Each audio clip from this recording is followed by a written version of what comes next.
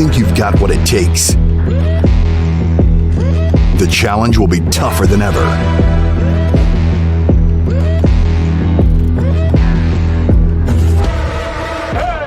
In 2023, international esports has a new home. Over 100 nations fighting for the championship in a celebration of everything that makes esports great. Who will rise up to the challenge? Who will be the world champion?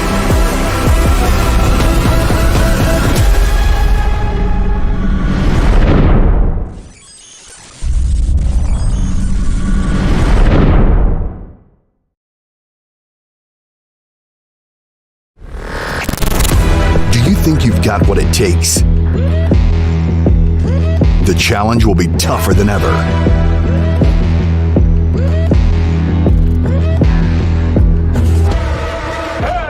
In 2023, international esports has a new home. Over 100 nations fighting for the championship in a celebration of everything that makes esports great. Who will rise up to the challenge? Who will be the world champion?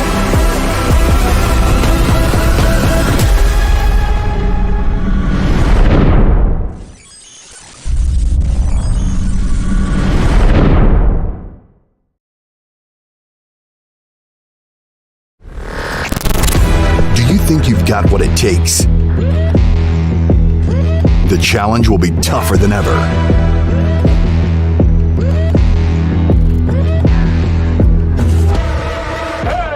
In 2023, international esports has a new home. Over 100 nations fighting for the championship in a celebration of everything that makes esports great. Who will rise up to the challenge? Who will be the world champion?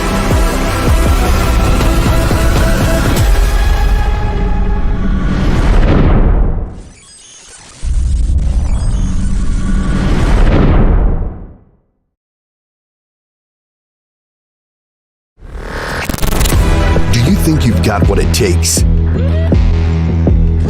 The challenge will be tougher than ever.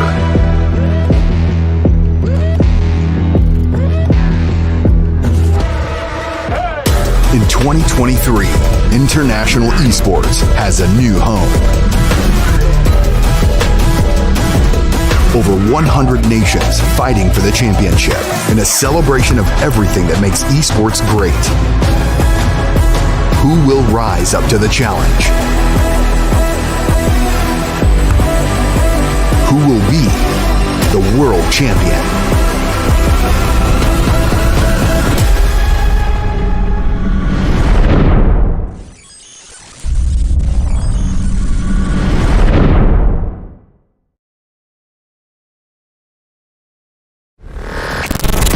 Do you think you've got what it takes? The challenge will be tougher than ever.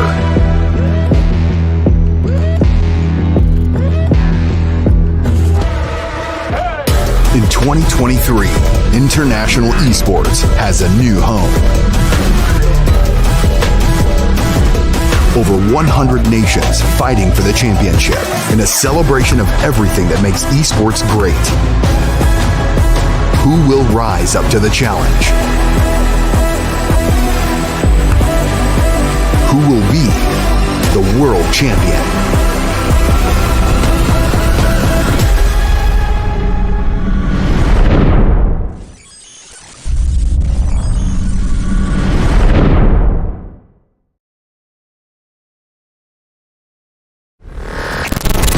Do you think you've got what it takes? The challenge will be tougher than ever.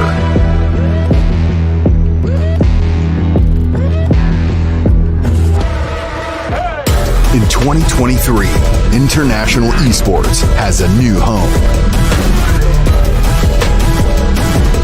Over 100 nations fighting for the championship in a celebration of everything that makes esports great.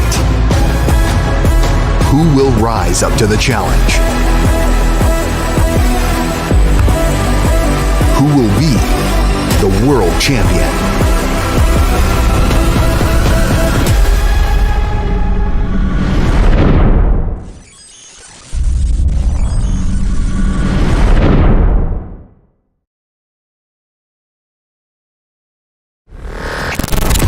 Do you think you've got what it takes? The challenge will be tougher than ever.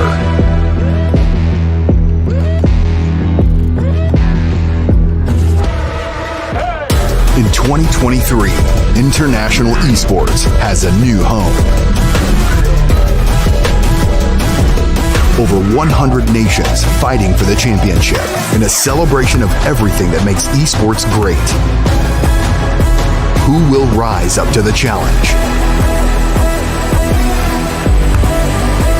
Who will be the world champion?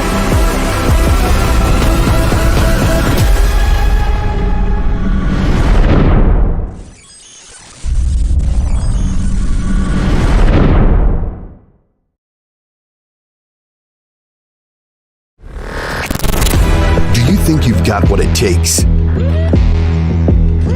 The challenge will be tougher than ever.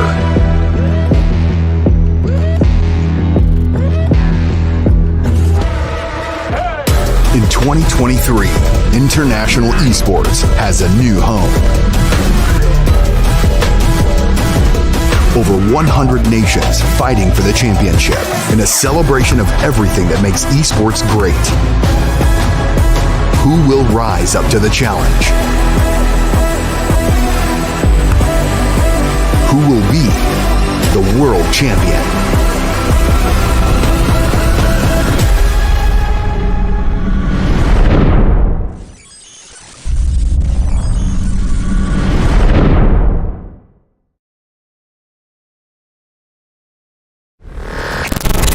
Do you think you've got what it takes?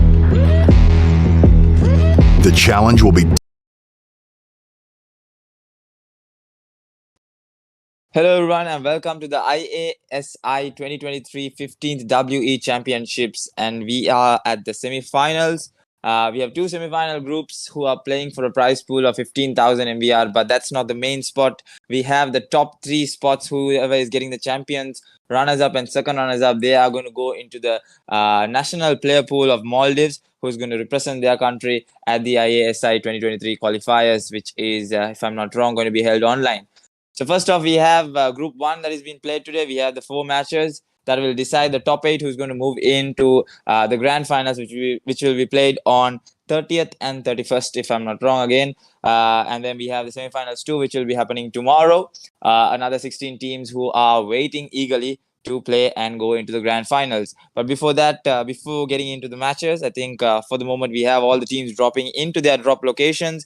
And looking at the teams, I think I'm coming back after quite some time. So there are a few new teams, maybe underdogs, maybe renamed pro teams. But along with that, we have a bunch of known teams as well who have just swept in a few players. So I'm just going to go quickly glancing with the teams. We have BADI Esports, we have BDVZ Bazongas, E2SOTF, ENCRYPTION, EQZxARISTA, GAMEOVR Esports, GOAT Esports, KATHIVALHI, LNN2MS, MES CYANIDE, MES TRQ, Phoenix, RGC, DENO, SDMZ, Anonymous, WTFUNK, XLN Kings. So these 16 teams are going to fight it out from the 4 matches tonight. It's going to be a long night, starting off with Erangel as usual. Then we have Miramar, Sandhawk, and another Erangel to follow by. So for the moment, everyone just looting in their fray. We have Bazongas, right? Yep, we have BZG Bazongas. So that's going to be them at military base, and it's definitely looking like a military base circle, but might actually go away. So let's going to go for the first match. I think looking at OG teams, I think the old teams, I think I saw OTF, I think E2 is OTF, who has a known roster, as well as BADI, DENO, GOAT, and TRQ. I think those are the few teams that are still known to me, as I come back into the casting scenario. I think it's been quite some time. But talking about IASI 2023, we have a bunch of games, not just PUBG Mobile. I think there's FIFA, CSGO, Dota, and then PUBG Mobile. So all of those qualifiers are definitely going to be happening online. And then I think the grand finals will be happening physically, right, Hamis?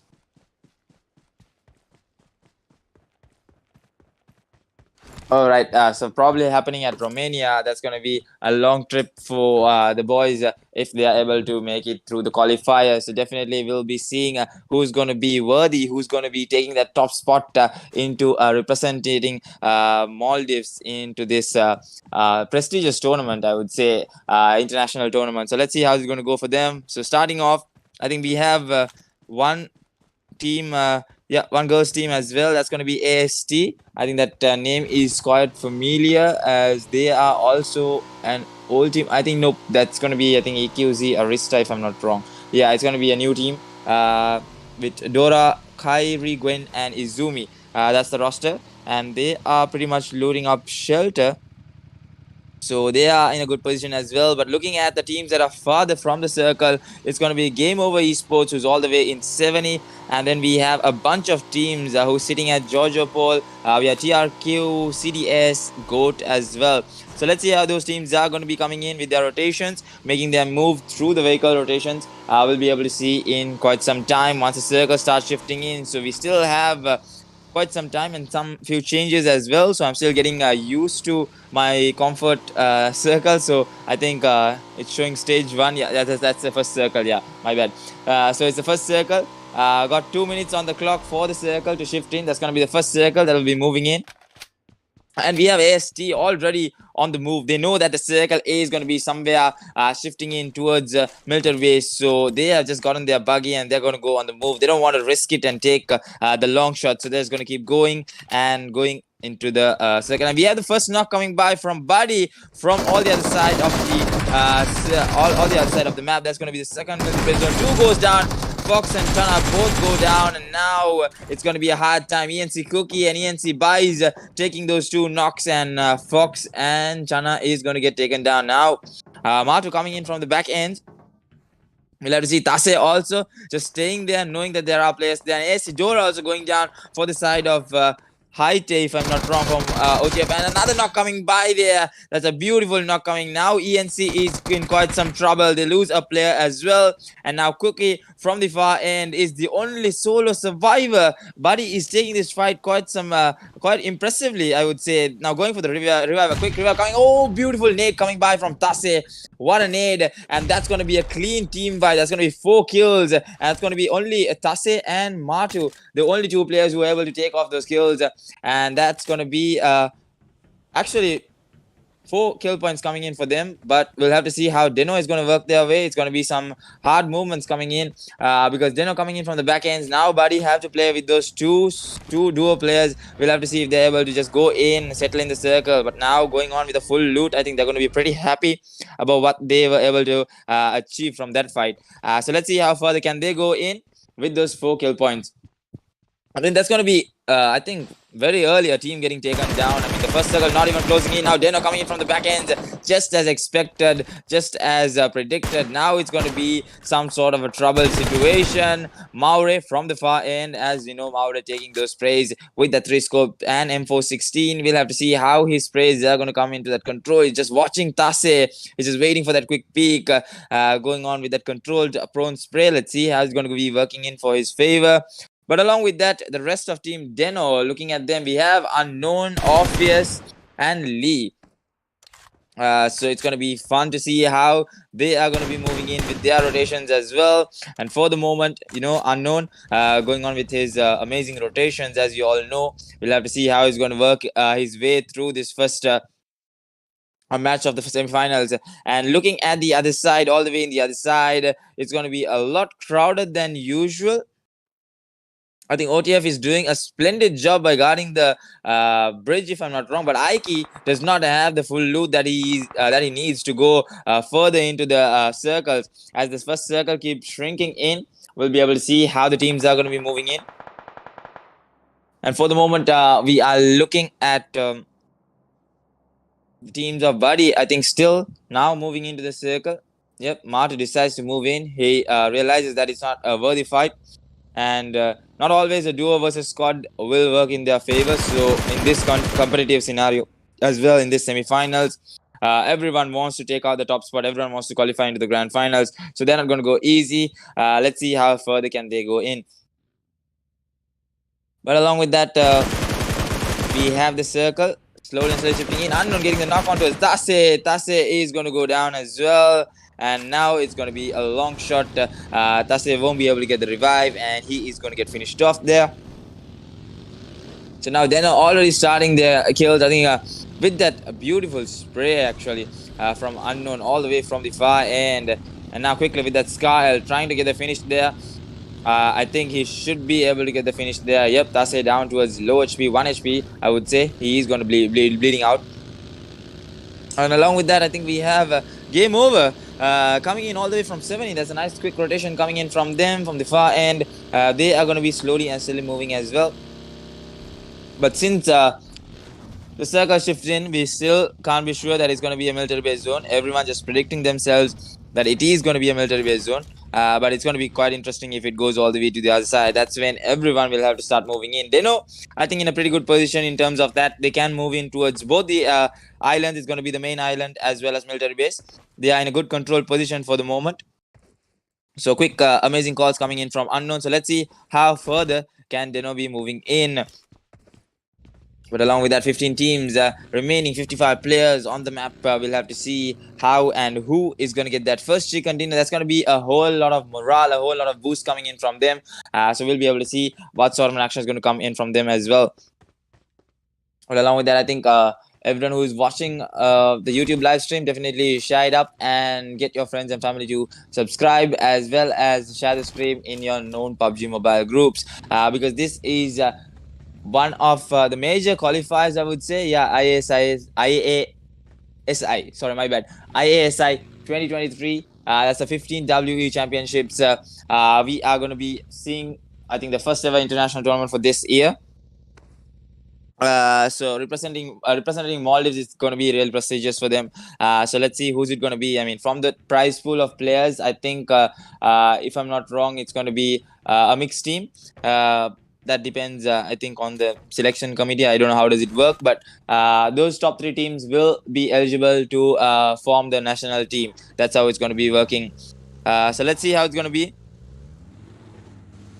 We got Eddie still. Yeah, looking at Eddie, we have still Eddie, playing it still. Going in with his long shot, trying to get into that competitive scenario, trying to go in for the big win. So let's see how it's going to be working in for Hightes, Eddie, Kara. I think those 3 names are also familiar. These 3 guys have been playing in for a long time. I think Aiki is the only new player, if I'm not wrong. And they should be pretty satisfied about looting Novo. They are having a whole lot of bunch of loot all to themselves. So they shouldn't be worrying about that. But looking at team number 17, I think this is a mixed team coming in. They do not have exact tags. That's going to be KATHIVALHI. Okay, I'm not entirely sure what that means. But looking at the sprays coming in from OTF, I think team number 17 needs to play it safer than ever, but now they are going to be start moving in, so they are going to be safe for the moment. And with that, looking at the circle, we have the first circle shifting in. So let's have a quick glance of where the circle is going to go in. It might be a military base. I'm guessing a military base. Yep, it's going to be a dead center circle on military base. So now the teams know exactly where the circle is going to come in. Height is getting the knock on towards one player. And we'll have to see Kara getting the finish there. Now Eddie slowly moving into a position where he can actually go for some sprays. But we'll have to see how that's going to be working in his favor. Now he's looking at that one player. But he still did not find Shadow. If I'm not wrong, from team number 21, that's going to be Phoenix.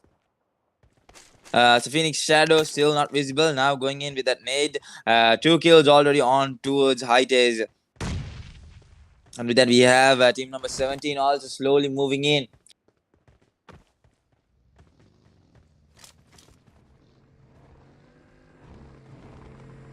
Along with that, looking at the other teams, we have XLN. That's going to be XLN Kings. That's going to be a pretty new team for me. Caster Bulls, Marco, Luhute, if I'm not wrong. Yeah, Luhute. So they are also a pretty new team. So I'm pretty excited to see how the underdogs are going to be performing in this light showdown. CND Shamatu goes down, Nanu goes down, and Hikems also goes down. What happened there? Not entirely sure. We'll have to check it up. I do not see them on the map for the moment. Yep, they are pretty much near. Yep, they are pretty much near OTF, and I think the revive is coming. But I think Ike is going to be able to spot out these players. Yep, he is going to tell where exactly they need to be firing them down. And yep, Shamali might actually go down. Shamali goes down, and there goes another kill, and that's going to be 4 major kills for OTF. That's going to be easy peasy lemon squeezy kills coming by. And now Aiki goes in for a quick loot. We'll see how that's going to be working in his favor. 5 kills on the board. High-Chase with 2, Eddie with 2, Aiki with 1. That's going to be so easy. I think they made a mistake there. CND made a huge blunder there coming in through the waters, but they should have just entered through the docks, if I'm not wrong, and they would have been able to survive still. And now 3 teams already going down towards the last 13 teams. Not even the second circle has still closed in. 56 seconds more for the circle close in. We'll have to see how that's going to go in with these 13 teams only still surviving.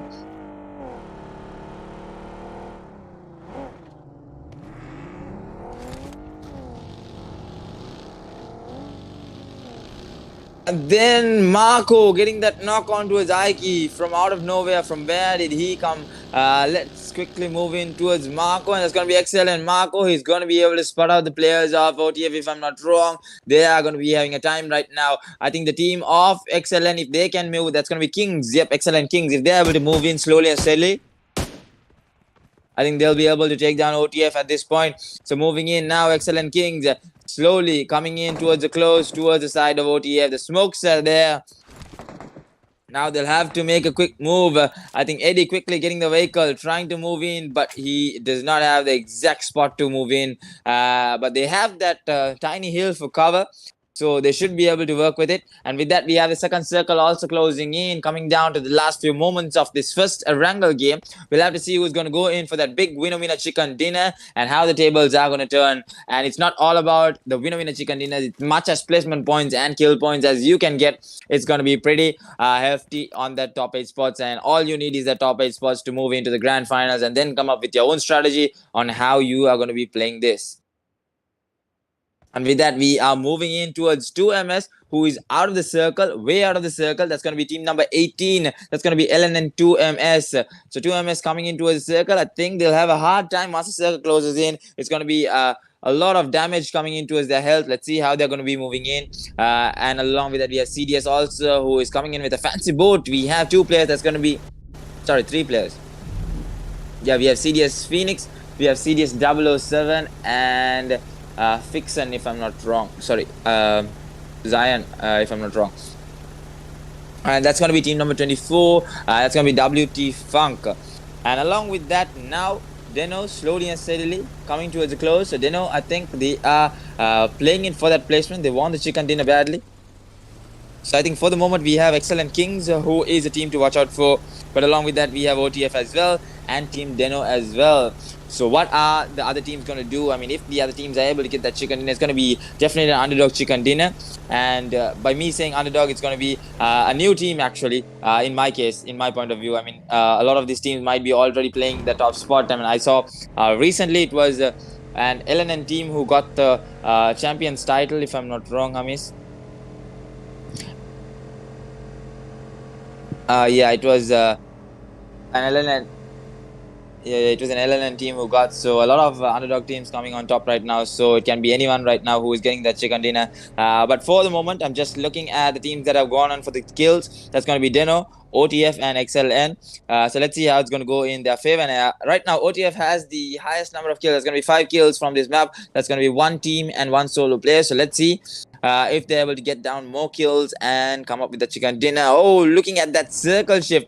Beautiful shift, a hard shift actually. And AST now having the beauty of the circle. If they can come in towards the circle, move in towards a few compounds, they are going to be safer than ever right now. I think DENO with the best rotations, easy rotations, no players whatsoever. They are going to go smoothly into the circle with no pressure at all. And then moving in, we have team OTF also coming in. They are not going to have any trouble as well. Because of that 13 teams, it's going to be a bit linear now with the third circle. So no problem there. 1 minute and 52 seconds on the clock for the third circle to shift in. But once this shift comes through, we have to see through the fourth circle how the teams are going to be rotating. They have to take the fight if they have to. So let's see how it's going to go in and who's going to go down next. The next team to go down, another too soon until the 10th spot. It can be quite some depressing for the team because they have only 3 matches more to qualify into the grand finals. And along with that, let's see how it's going to go as TRQ also coming in from behind. Let's not forget TRQ also another team that has been in the competitive scenario for quite some time. We have Deadshot, Titan, Bodali and Sahube. So let's see how these 4 teams are going to be pushing through. And with that, now the team settling in. OTF already in the dead center. That's OTF actually taking the High Ridge Mountains, going for that spread on towards Bazongas, if I'm not wrong. Now Bazongas coming in to settle in those compounds. Now Kara might have to back off slowly and steadily. Yep, the back off is the best option for the moment.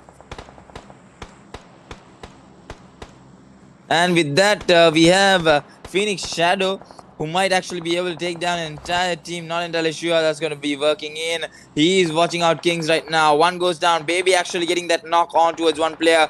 And now trying to get another spread on coming in. Beautifully done there. That's going to be Shadow with that 2 knocks. And now Excellent Kings, what are they going to do? They were looking so strong. Now they are down 2 players. Now Caster on the other hand side goes with that smoke. He should be able to take down the player. He has a smoke in his hand. He might go down but misses.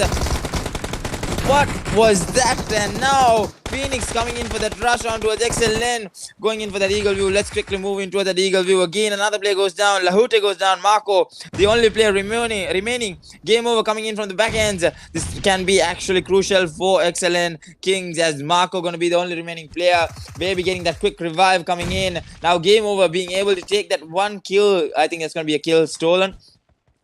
And now Phoenix might actually be able to move through, but you know, looking at Excellent Kings, they got the quick revive onto Bulls, and now slowly with the sprays coming in, I think it's going to be Iyad with the beautiful nade, and now again Bulls goes down. Now it's going to be a pretty tough fight. TRQ also wants some part of the action. They are going in with some long end sprays on towards Phoenix. A lot of damage coming in. A flying boat as well. That's pretty interesting to see. And now we'll have to see how Excellent Kings is going to push through. It's not going to be an easy push coming in from them. Another nade from Game Over actually. And that's going to be the end of Excellent Kings as they get taken down from the side of Phoenix. Now Game Over might be able to push slowly and steadily. Let's see how the push is going to come by. And quick sprays going by from Beeman right now. Beeman trying to slowly push and take off the skills. But 3 players still staying strong for the side of Phoenix. Baby actually down towards 1 HP. Again, I think that's the 3rd time Baby was knocked down. More nades are being thrown in right now. So much of rush of these nades. That boat keeps on flying. It's totally damaged, but still keeps on flying. And now Phoenix slowly trying to move away from that fight. I mean, they need to rest up. They need to focus on their group, and they need to come back with a better plan. They can't just go in with a blind rush. So let's see how further can they go in with the circle closing in.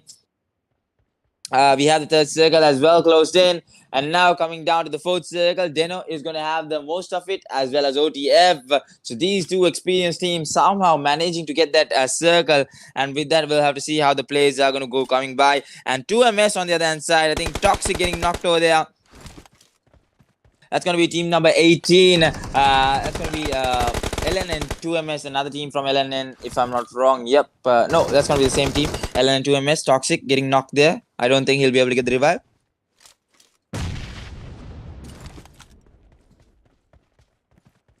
And with that, I think Titan should be able to hear the players coming in from behind. And Goat Kaneki getting the kill stolen or finished from 2MS. And now the teams moving in.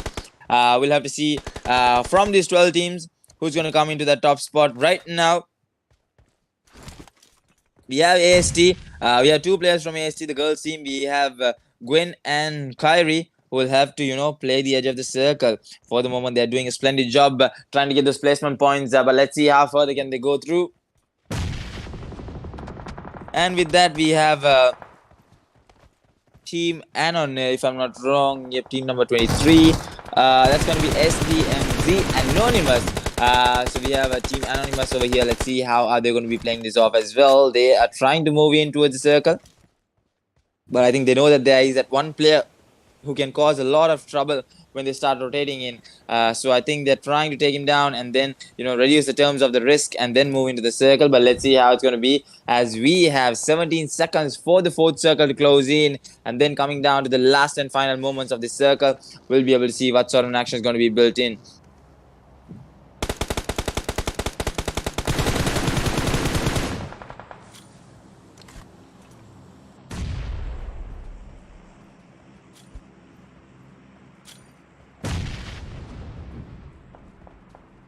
And with that, we have TRQ taking on the fight against the side of Phoenix, and I think they take them down. Yep, 3 kills on the board for the side of TRQ. Nice points there, but Game Over gets stopped in. Should be able to spray him down. Yep, gets one. Tries to go for a second. Nice control spray coming in from Sahubiz, and now he might actually try to quickly switch up his gun. Is he going to do that? Nope, I think he just gets the scope that he needs, if I'm not wrong. Yep, and that's going to be another knock coming by. That's going to be 2 knocks, and now the last remaining player is going to be the side of Game Over. Let's quickly move in to see as the rush comes by. Now Game Over, Para is the last remaining player. Titan is going to go for that push. It's going to be 2 players remaining. We have Maski as well, but Maski is nowhere close to the teammate, so it's going to be a hard time for him. He's not going to be able to support the team in any sort of way. So let's see how the team is going to push by. Now Titan, will they be pushing by? Yep, Titan pushes by. Titan goes to spray, but Titan goes down, and TRQ has taken them down. TRQ has literally overpowered them at that instance, and now with the circle moving in, it's going to be BSG who's having the better of the circle right now. Along with that, we have OTF as well, trying to get some kills from their side. Anonymous is the team that has got caught in the fray, and that's going to be a nice spray down coming in from the side of Eddie, who gets that knock but not be able to get the finish shot. So let's see how it's going to be in his favor. 1 minute and 24 seconds on the clock for the circle to move in. We'll be looking at these 10 teams. We got GOAT, we got Anonymous, we got OTF, we got DENO, TRQ, CDS, 2MS, and BZG. And with that, we'll be looking at the first Winner Chicken Dinner team, and then we'll be moving in towards Miramar, if I'm not wrong. It's going to be a long map, and it's going to take some long time to see how they are going to be settling in those planes. But for the moment, we have sprays coming in from Kara, trying to get onto a DENO. Orpheus also goes down. It's going to be 2. Now Maure, will it be Maure as well? Maure is the only remaining player, and he just escaped by a sliver of HP. 3 players getting knocked there. Now Maure, what is going to be happening as OTF comes in with the rush? They know exactly what needs to be done, and that push coming by, but Aiki goes down. It's going to be Obi-Wan who gets that, and now the finishers are coming by, but Height is also pushing by. Now Height is pushing in. Now the nade should be popping in. Yep, Height goes on with the nade, but Height should know that there is a lot of trouble from the far end. He should be starting to move in slowly and steadily. So let's see how it's going to be working now. Maure with a smart move on the buggy through the smoke, drops down, taken down from Height. Now Height might actually go down. He's down to a sliver of HP as well. As Height is he the only remaining player? That is the question at hand. Let me quickly move in. Yep, it's going to be 3 remaining players. Already 10 kills on the board for OTF. That's 10 solid points, and now they're starting to move in towards the circle. It's going to be Eddie moving in towards a little towards the center, but along with that we have TRQ now coming in for the rush. I think they are trying to settle in as well. Yep, beautiful placing coming in from TRQ as well. We'll have to see how further the other teams are going to be going through. CDS now 007 goes with some spray. He's taking the fight against GOAT. We have team number 24 here, TRQ, Titan as well. There is 3 teams, and BZG again, nice positioning by them to get those kills secured, and now they have just 2 kills. But look at that, coming into the top 6 spots now with the circle moving in. It's going to be OTF who's having the better of the circle. With that, we might actually see OTF getting that winner chicken dinner from this first ever Wrangle match. With that, we'll be able to see how the teams are going to be playing this off. Now TRQ as well, not in a bad position. They have the circle as well. They just need to hold their ground for the moment. I think BCG is giving some sort of trouble with those sprays coming in, just damaging him with his health. But he should be able to pop up that energy and painkiller and be safe for the moment. And with that, looking at the 5 teams, we have Game Over, we have Bazongas, OTF, TRQ, and that's going to be EQZxARISTA. Yep. And with that now, 36 seconds on the clock for the circle to move in. Stage 6 moving in. We'll be able to witness some sort of an action coming by. I think it's going to be TRQ who's having the better of the circle right now, as Eddie needs to push by. But Eddie should be knowing that there are players right around the corner. He goes on with the nade pop. He might actually be able to get the nade on towards BDVZ. Oh, Eddie goes down towards the side of TRQ. Titan, beautiful nade. And now OTF, I think they are a bit too spread across the map, and that might be they are faltering at the moment. Let's see if Eddie is able to get the revive. Not entirely sure, as Kara has a long way to come. Kara goes down towards Deadshot, and TRQ are exploding right now. TRQ with 10 kills as well, and OTF as well with 10 kills. But I think OTF is going to be having a hard time, as you have Height is only surviving through, and now it's going to be really tough for him to survive through alone. Rishi gets the knockout towards Gwen, and that's going to be Arista going down as well. And now we'll be able to see what's on action coming by. Again, BCG goes down for the side of Height. Nades coming by. Now slowly and steadily we'll have to see as teams are pushing by. A nade should be cancelling in right now. Oh, beautiful nade coming in from Height, if I'm not wrong, or TRQ. Was it TRQ? Yep, it was TRQ. And now TRQ pushing by. They know that there is only 2 players remaining with 4 of them. So strong right now. It's going to be a real situation for Height. Goes on with the 1v1, but no, it's going to be Titan. Again, TRQ literally dominating right now. 1 more player remaining, and this might actually be the game of TRQ, as we have...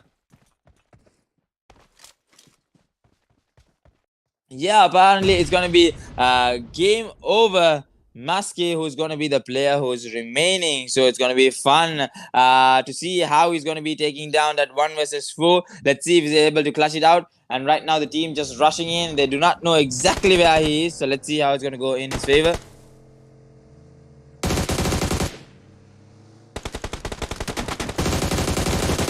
Yep, and with that, we have the players literally taking him down from all sides, and TRQ coming in with that winner chicken dinner. MES TRQ, 10, 15, 16, 17 kills on the board with that winner chicken dinner. They're going to hit a 30+ spot already, being able to qualify. I think from that 1 match, we'll be able to see how well they are going to be doing in from the rest of the 3 matches. So stay tuned, guys. We'll be back with Miramar. Do not go anywhere. We are watching the IASI 2023 15th WE Championships with an MVAR prize pool of 15,000. We'll be witnessing the top 8 who's going to be moving into the grand final. So stay tuned, guys. We'll be back shortly.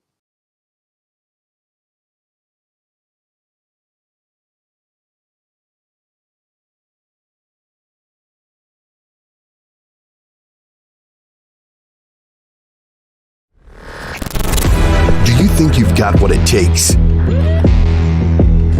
The challenge will be tougher than ever.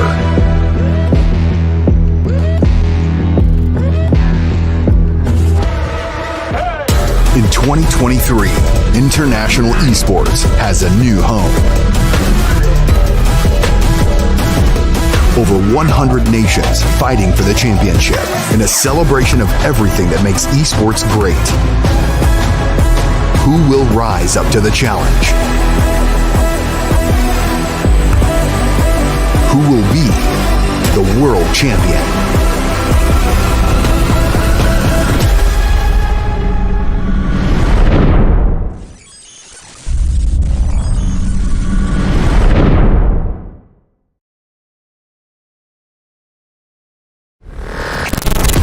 Do you think you've got what it takes?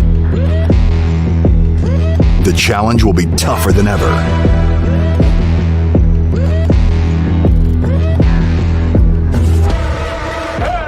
In 2023, international esports has a new home.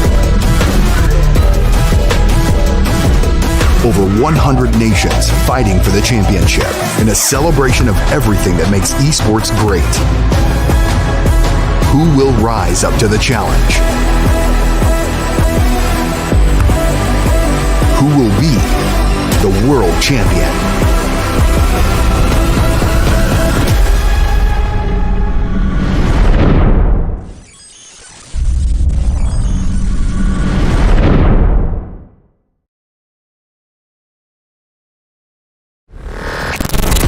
Do you think you've got what it takes?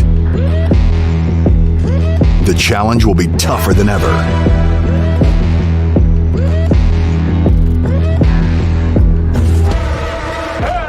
In 2023, international esports has a new home.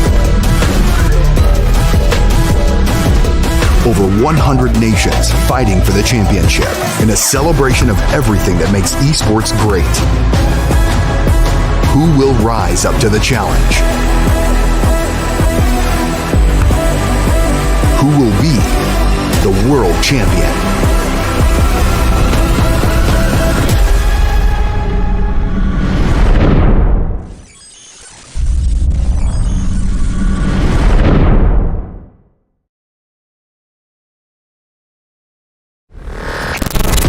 Do you think you've got what it takes? The challenge will be tougher than ever.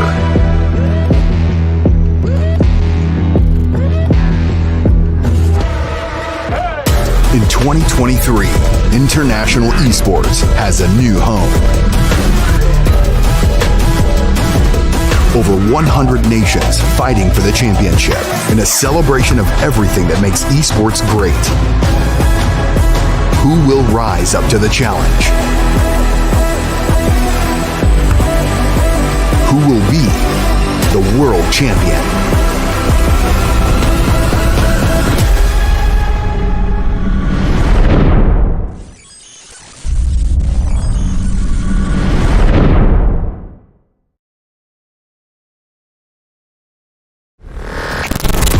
Do you think you've got what it takes? The challenge will be tougher than ever.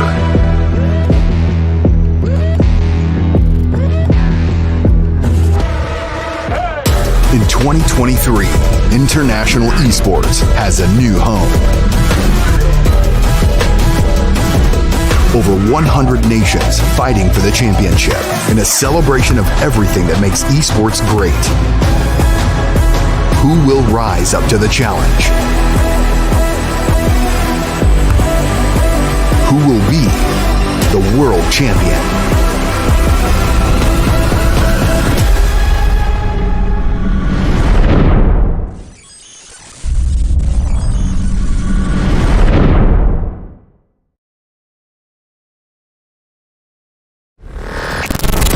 Do you think you've got what it takes?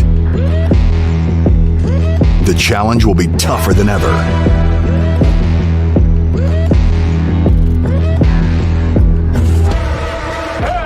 In 2023, international esports has a new home.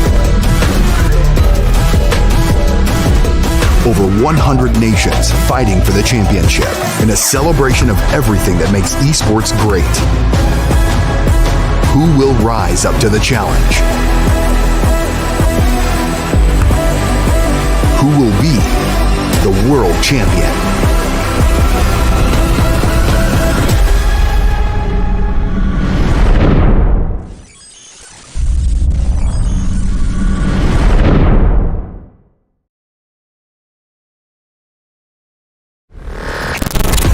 Do you think you've got what it takes?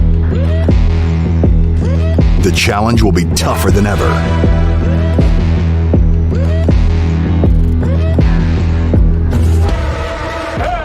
In 2023, international esports has a new home.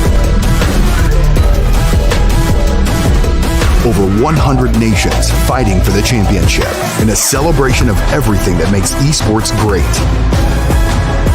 Who will rise up to the challenge? Who will be the world champion?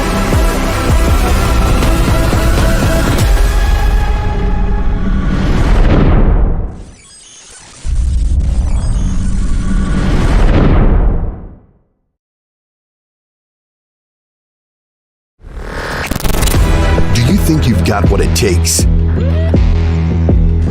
The challenge will be tougher than ever.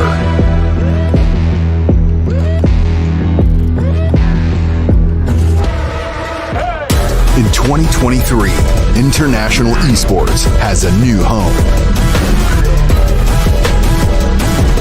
Over 100 nations fighting for the championship in a celebration of everything that makes esports great. Who will rise up to the challenge? Who will be the world champion?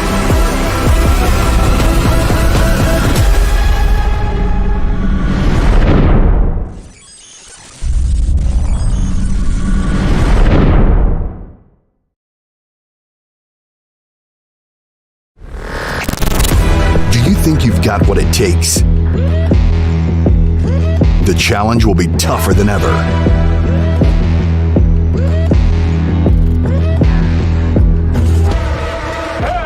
In 2023, international esports has a new home.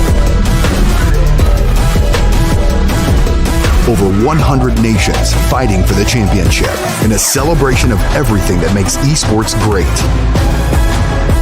Who will rise up to the challenge?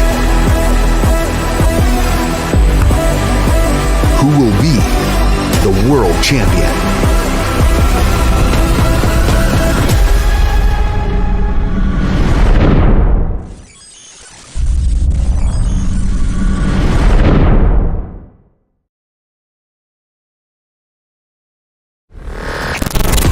Do you think you've got what it takes?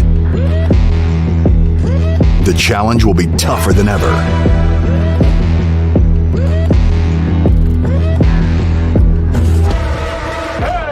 In 2023, international esports has a new home.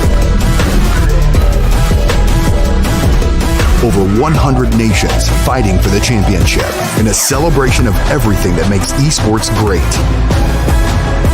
Who will rise up to the challenge?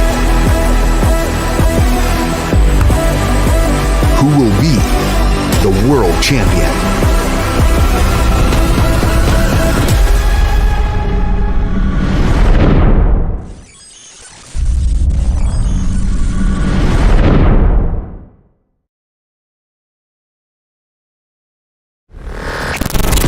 Do you think you've got what it takes? The challenge will be tougher than ever.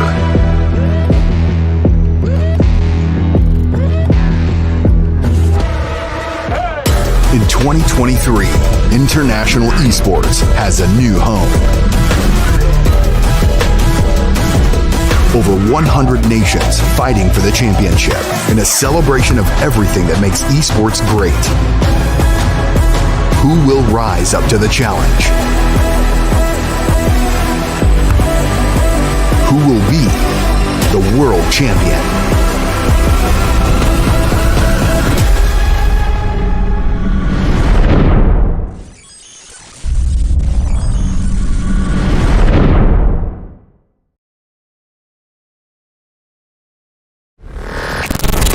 Do you think you've got what it takes? The challenge will be tougher than ever.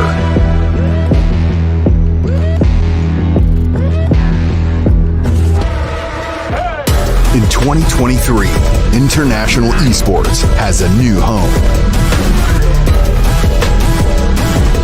Over 100 nations fighting for the championship in a celebration of everything that makes esports great. Who will rise up to the challenge? Who will be the world champion?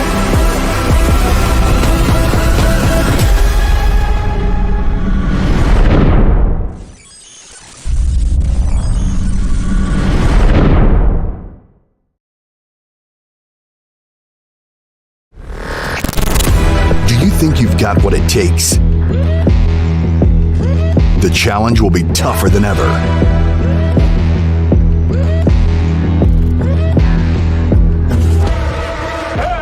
In 2023, international esports has a new home. Over 100 nations fighting for the championship in a celebration of everything that makes esports great. Who will rise up to the challenge? Who will be the world champion?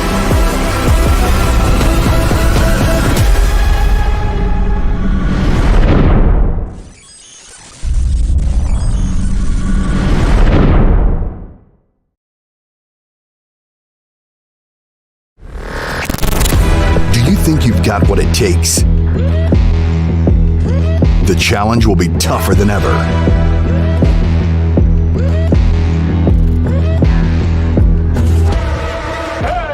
In 2023, international esports has a new home. Over 100 nations fighting for the championship in a celebration of everything that makes esports great. Who will rise up to the challenge? Who will be the world champion?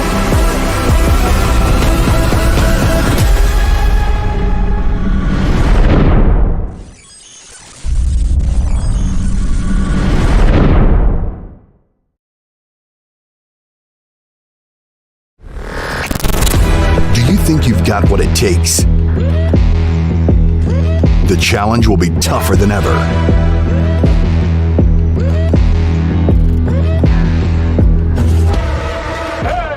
In 2023, international esports has a new home. Over 100 nations fighting for the championship in a celebration of everything that makes esports great. Who will rise up to the challenge? Who will be the world champion?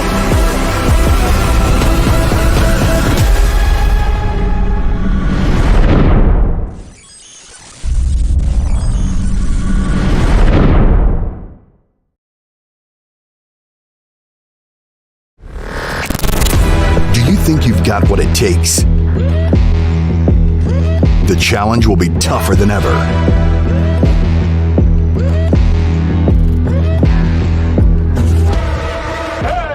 In 2023, international esports has a new home. Over 100 nations fighting for the championship in a celebration of everything that makes esports great. Who will rise up to the challenge? Who will be the world champion?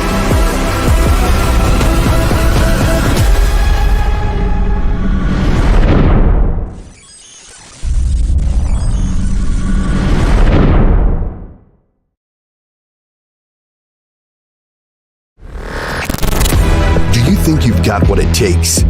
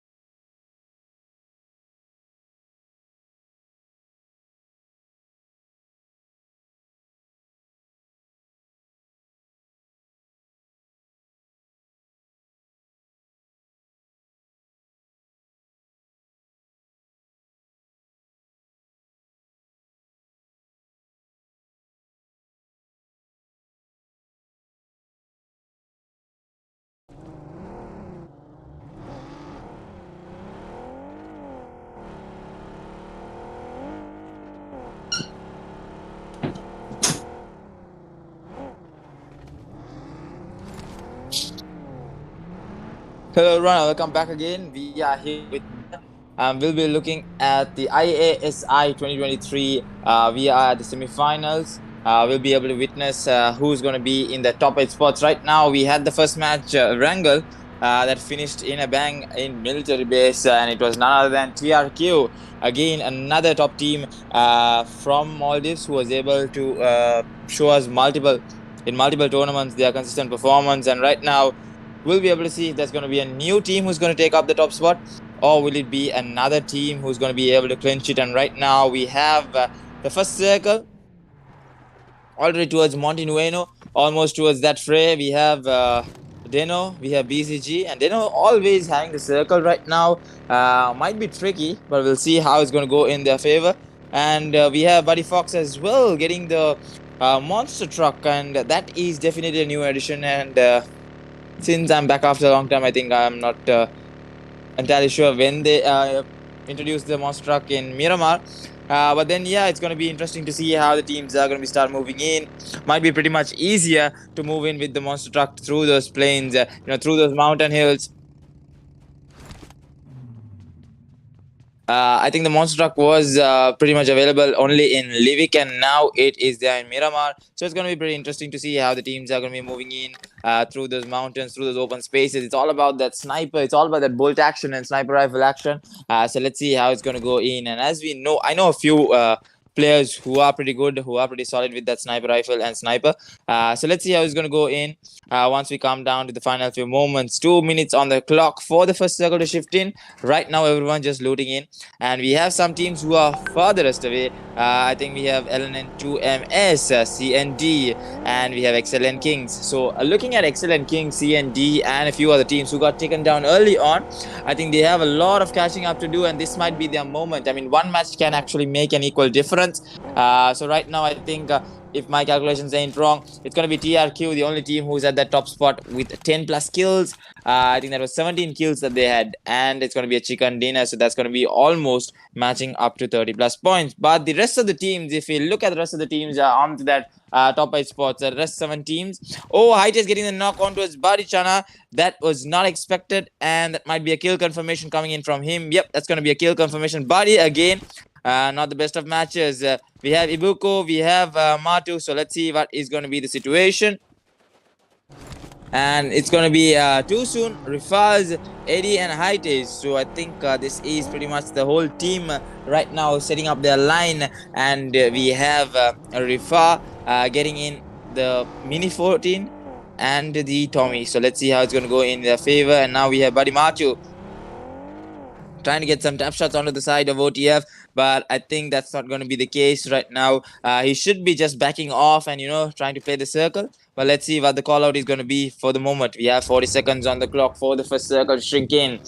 And right down the Miramar lane, we have Sanok and Wrangle to follow. 2 more matches to decide who's going to be the top 8 contenders who's going to move into the grand finals. And with that, we have CDS as well going down for the side of ENC.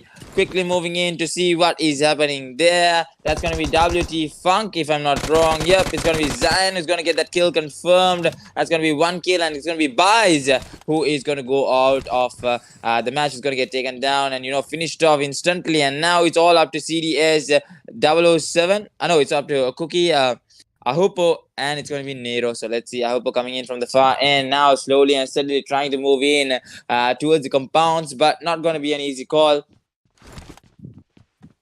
Let's see what the situation is and who's going to be the first team to get taken down from Miramar. And then they have the last 2 matches on how they are going to be catching up.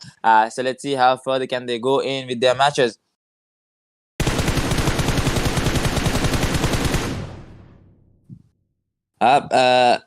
Zion, sorry, I think it's going to be WTFUNK Zion going on with some sprays onto the side of ENC. So let's see. ENC now, Huppo needs to go on with the healables. He does not have any first aid, any bandages, not available at the moment. He has a few bandages to roll it up, and he has those painkillers to work with. So let's see. With that, we have the first circle closing in. Now the teams need to steadily move in. Once we have the circles quickly coming into the shift, I think Miramar is going to have some quick shifts coming by, not like a Wrangle. And we have Sanok as well, the smallest map in PUBG Mobile. I mean, in terms of competitiveness, Sanok being the smallest map, and now goes on with some toughs, but not entirely where the player is, and Nero goes down. Now it's going to be a hard call. It's going to be a 2v2 situation. They balance it out for the moment. So let's see if they're going to be starting to move ahead. And now CDS 007 still trying to wait patiently to see if the player is going to come in for the revive. I mean, they have to go in for that revive. So let's see what the call out is going to be.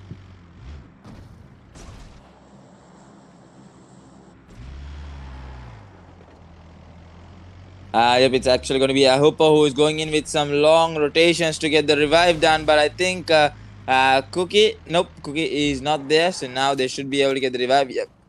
Sorry. Hooper should be able to get the revive there. So no problem there. And now moving into the circle, we have the teams of Goat as well. Goat coming into that circle. Goat as well not showing the best of matches. I mean, the best of match from Erangel. So let's see if this is going to be the pretty much their map. I mean, some of these teams are literally specialized in Miramar. They know exactly how they should win it around. So let's see. It actually might be, OTF might actually come up with an amazing win, or it might actually be DENO who does it. And right now, DENO as well, they have a few kills, but that's not going to be enough for them to qualify. If I'm not wrong, they need to work on a chicken dinner. They need to work onto the top 3 spots to make their place right. So let's see how further can they go. Right now, we have Lee, Orpheus, Maure, and we have Unknown. So let's see how it's going to go in for them.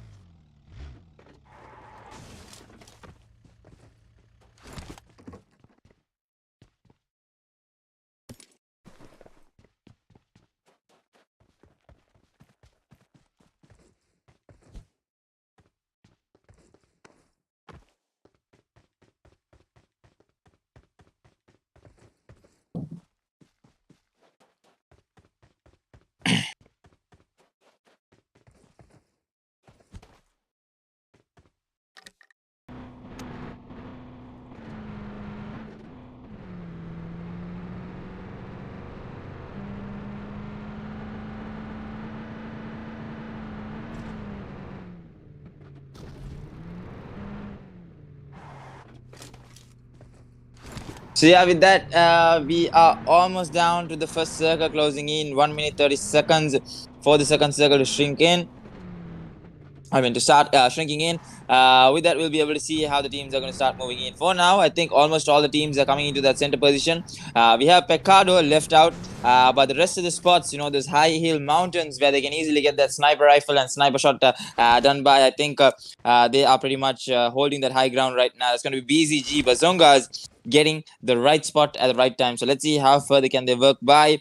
ENC as well moving away from that fight because they know that they lost a player already. They have to be safer than ever. They need to get their top spot. I mean, all of these teams not really, doesn't really matter if you go for those kills, if you go for those fights. You literally need those placement to go into the grand finals. I mean, you are literally fighting it out. Apart from getting into that top 3 player prize pool, national player prize pool, we have an MVR 15,000 prize pool for the champions, runners up and second runners up. So definitely hefty money there. So IASI 2023 we'll be able to see at the end of March. Literally at the end of March, we'll be able to see who's going to be those 3 teams. And right about now, almost a circle closing in. We have a bunch of these teams already inside the circle, only a few teams outside, but they should be able to make their way as well. No whatsoever problem there with the stage 1. That's going to be circle 1 closing by. And we have the second circle shifting in all the way towards Power Grid. So Power Grid might be the main spot. And now I think WTFUNK might actually be happy about how the circle shift has come by. But let's see, once the circle starts shrinking in, we have 3 minutes on the clock for the second circle to shift in. So we'll be able to see how the shrink is going to be done by. And for the moment, we're not going to see any early fights. It's all going to be those fights coming by at the latter game. So for the moment, we are just seeing those rotations only come by. So to the ones who do not know the teams that are playing right now in the semi-final one, I'll just quickly glimpse on the teams because there is not much action to throw by.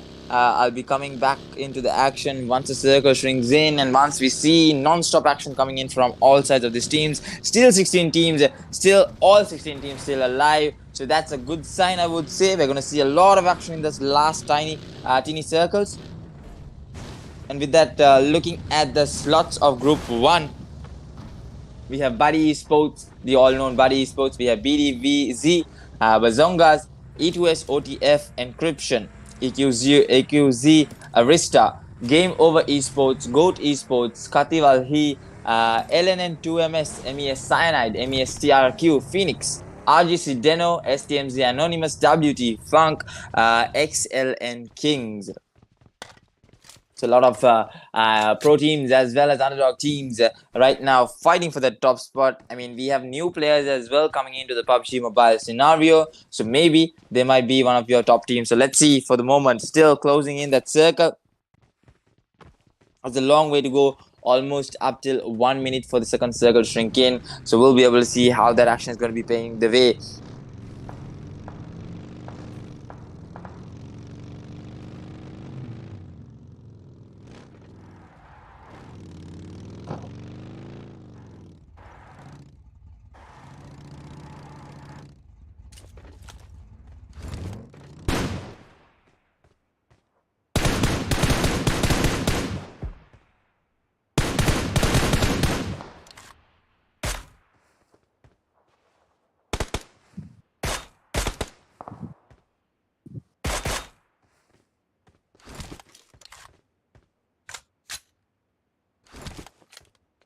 With that, we have Hightails getting that mini 14 tap shots on towards Excellent Caster, gets the finish as well. Now we have some spray downs coming by. That's going to be GOAT as well, taking the fight to Excellent Kings. Look at the tap shots coming by with that mini 14 and 4 scope. He needs to get the revive quickly done. He quickly gets the support of his teammate. That's nice, actually nice getting that support from that buggy. It was actually GOAT Kaneki who used a really nice move to, get his teammate into safety. And now they are going to have Admiral as well up on his feet. And now they are going to slowly and steadily move in towards, the back ends of the circle. They do not want to risk it right now. They need to form. They need to, play it properly at this point. They need to get into the top spot. So let's see how it's going to be working in their favor. With the second circle as well shrinking in. I think coming down all the way from Shumasera and Minas Dival, we're going to see 2MS, and we have GameOver Esports as well, who has to come down from the bottom edge, moving in towards that circle. So let's see how it's going to be in for the rest of these teams. But the best part about Miramar, I would say, is all 16 teams still alive. 56 players remaining. So let's see how further can they go right now. Looking at the edge, we have BADI, we have CND, we have GameOver, 2MS, we have GOAT, we have almost all the teams. Yep, we have almost all the teams. But looking at the edge, we have around 5 to 6 teams at the edge, and 2MS might actually meet in the makers of GameOver. If they keep pushing in the same direction that they're going in right now, it's going to be pretty tough for GameOver Esports. So let's see how it's going to go in their favor.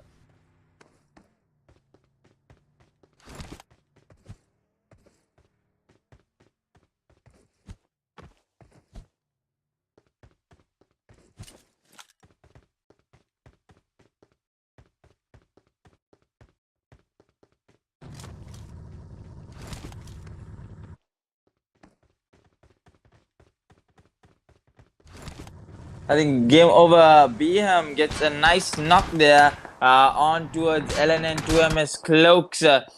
Beautifully done there with the spray down. And now we'll have to see Cloaks won't be able to get the revive. He's too far from the team, and the team might actually come in for the finish. So let's see how if he's going to be coping up. And I think another beautiful headshot. Nice Pattase headshot coming in with that M24 from GameOver. Nicely done there to get the knock on towards Toxic. Now the rush should be coming down anytime soon. If they make the right call, yep, it's going to be coming in. Now the rush coming in. We have the teams pushing by. We have Beeman. They are going in with their Mirados right now, crashing and pounding and trying to go in strong. And now Toxic getting the revive there. It's going to be all in or nothing. And now Spreader's coming by. It's going to be 2MS1000 actually taking the fight from the back end. Now we'll have to see how it's going to go in as game over. Para goes down for the side of 1000. Now Nade should be flying down. Beautiful Nade from game over high. Last player remaining. My bad. Last two players remaining. We have Overmatic. We have Overmatic still standing for the side of game over. Toxic going down there, and Thug's gonna be the only player remaining right now. Some or other managing to move away from that fight and trying to save a spot for his team. Still 16 teams alive with those single players. We have two solo players, I think.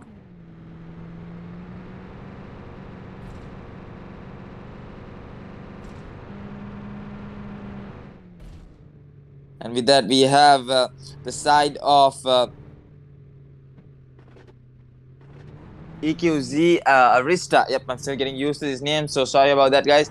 So EQZxARISTA still staying there, not moving a muscle right now. They know that there is a team so close towards them that's going to be Excellent Kings. So let's see how further can they be staying in, getting control of the situation. Two players only alive for the side of Excellent Kings, so that's going to be a hard call as well.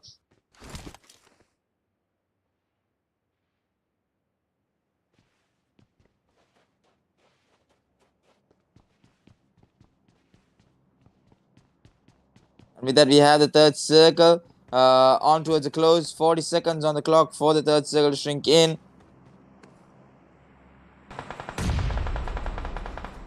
We have ENC still trying to take the fight against the side of BCG.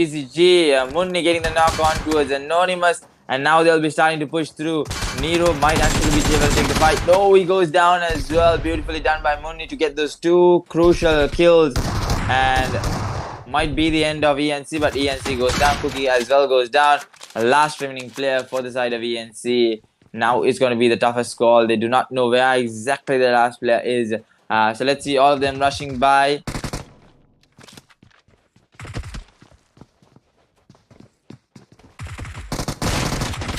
And with that, BCG gets the first team getting taken down there.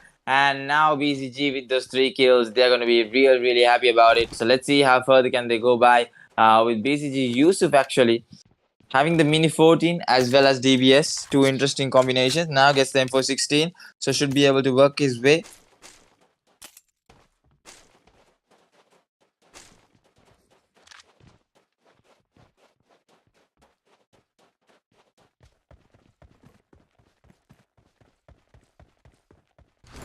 And with that, we have the third circle shrinking in and coming down towards the close, towards the last and final few moments of Miramar.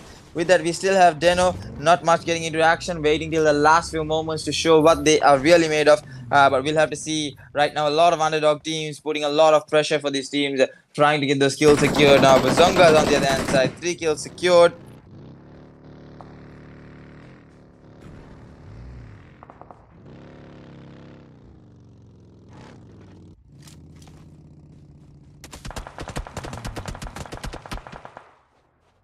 And that we have right now BCG again throwing down some sprays onto the teams that are below them. That's going to be game over, who is dishing out a lot of damage for the side of BCG. Yusuf. And we'll have to see with the circle shift shrinking in, a lot of teams already inside that circle. Now we'll have to move by. Where is the hard shift going to come, or is it going to be a really dead center? And goes a hard shift, and is actually towards the favor of DENO. And AST on the hand side gets another beautiful knock coming by, and now spray downs are being thrown in left, right, and center from the side of Bazongas, but not connecting as much on towards game over right now. Oh, beautiful shot coming in from game over Matic to get the knock on towards Yusuf. Now if the team pushes by, it's going to be an easy collapse. But game over has another comfortable position right in front of them if they are to use it. And on the other hand side,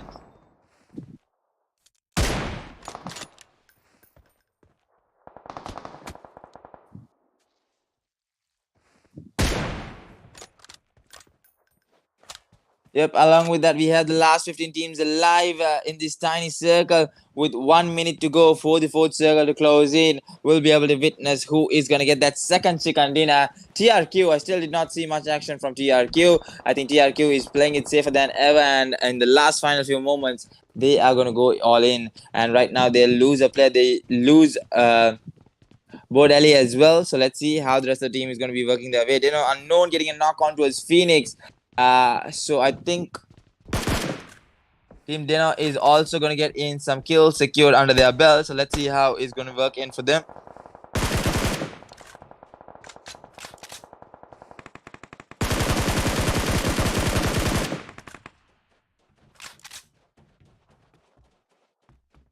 And with that, we have DENO Maure into some action. And now we are seeing a entire team coming in for that rush. Quickly going into that eagle view right now. Yep, the entire team just rushing him right now. It's going to be GOAT actually who is rushing DENO Maure. DENO Maure going in with a beautiful nade. He gets one, but he needs to work on the rest as well. He's doing a solo play over here. The team needs to support him right now.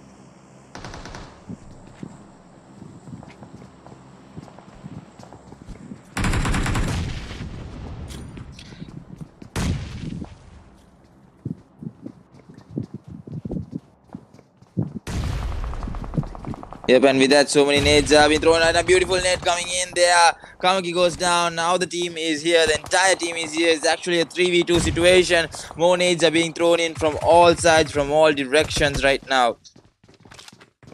And with that, Maure dishing out a lot of damage coming in towards Maure. He needs to be careful. If he goes down, it's going to be another blunder, another mistake coming by. And now quick sprays coming by.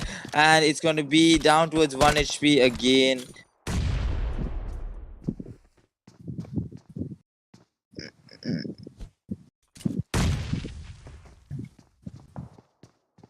And with that, we have the fourth circle shrinking in as well. And now DENO still holding their ground. Unknown goes down. Unknown gets taken down with that nade. And that's going to be the end of him. And now quickly healing himself. Yeah, obvious. But more nades might be getting thrown by. Yep, more nades are coming by from the side of GOAT right now.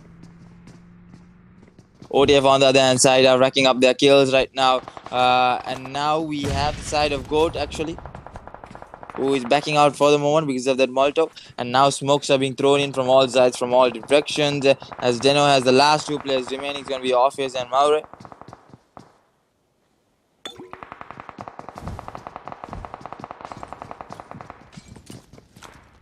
And with that shift going all the way towards the other side, more sprays might be coming in. They are just getting ready, getting a chance, you know, when they can go in for that all in.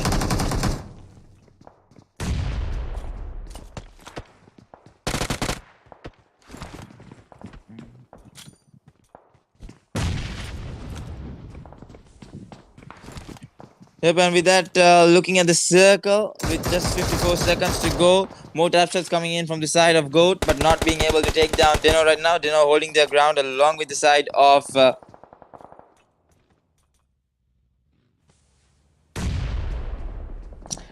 along with the side of Team GOAT. So let's see how that's going to be going in their favor. As Phoenix come into the circle as well, getting the knock on to the AC Gwen, as well as Dora going down, and now another player going down. Last remaining player is going to be Hima. So let's see what is going to be the situation.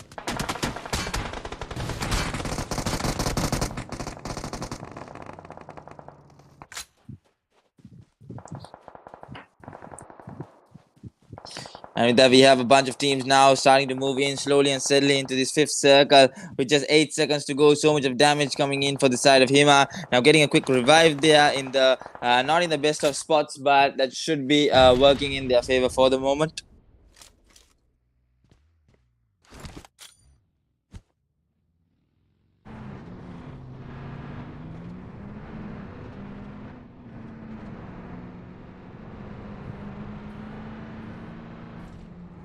And with that, we have the circle shifting in. We have 10 teams still alive.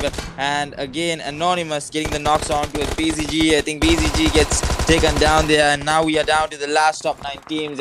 Moving in towards OTF. We'll be able to see what is the situation. Now OTF taking this fight again, the side of TRQ. I think it's going to be fast. Hightest goes down as well.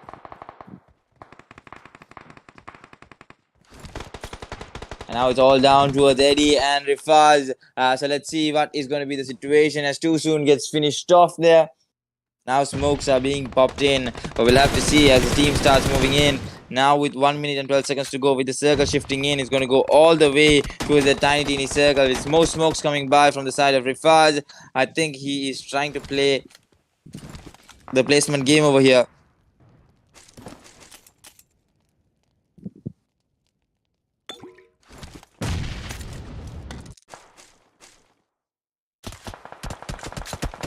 But along with that, we have the bunch of teams now. It's going to be all towards Phoenix on how they hold their ground. They have the best of positions inside the circle.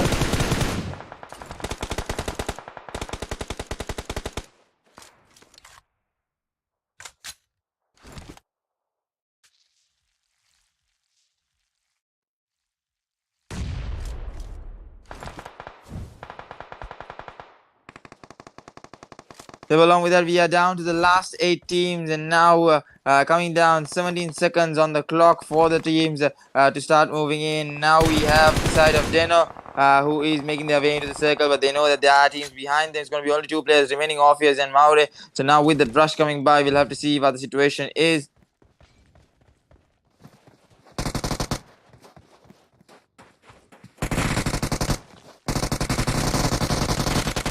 And there goes Maure, and Orpheus also goes down there. And that's going to be the end of ODF now. The end of DENO, sorry, my bad. And now DENO with that 9 kills on the board. They're going to be really happy and satisfied, but they'll have to take down more of these teams. More spray downs coming by. Almost missing that Eddie. Could have taken him down, but now he needs to move in, but he's going to get taken down as well from the far end. And that's going to be Phoenix, none other than Phoenix, to take him down.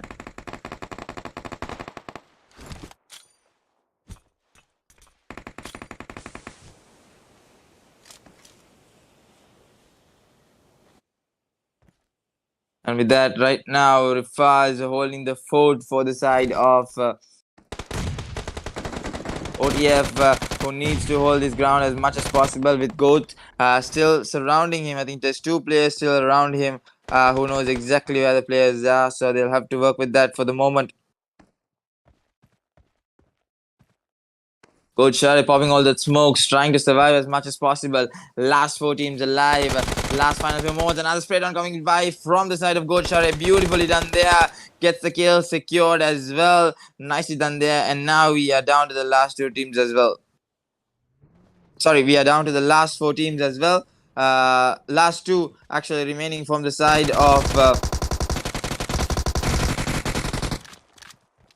Oh, GAMEOVR actually going in with a streak right now. 12 kills on the board for GAMEOVR. They are literally dominating Miramar right now. And I think it's going to be Beeman with 7 kills, 7 massive kills. And they are going to go with a hot streak right now. So let's see how further it's going to go in for them. We are down to the last 3 teams now. We have Phoenix, we have GOAT, and we have GAMEOVR. Who's it going to be is the question at hand. And now we have Phoenix actually taking down Share. And that's going to be the end of him as well.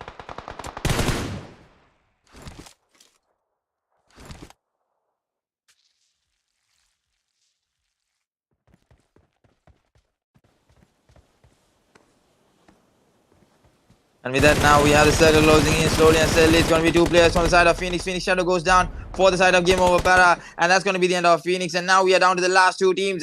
4 players still alive for the side of GAMEOVR. It's going to be Gold. Gets 1.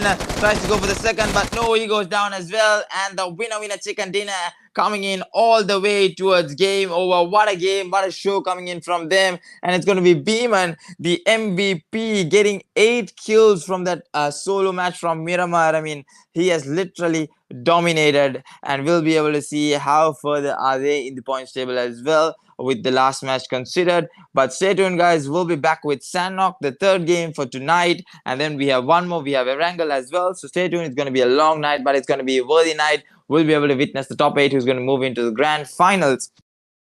So do not go anywhere. We'll be back shortly with Sandknock. So stay tuned, guys. We'll be back shortly.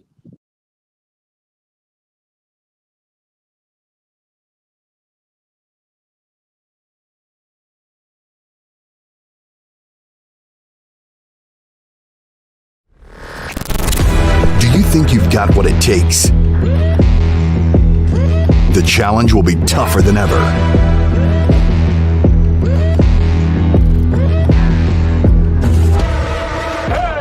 In 2023, international esports has a new home. Over 100 nations fighting for the championship in a celebration of everything that makes esports great. Who will rise up to the challenge? Who will be the world champion?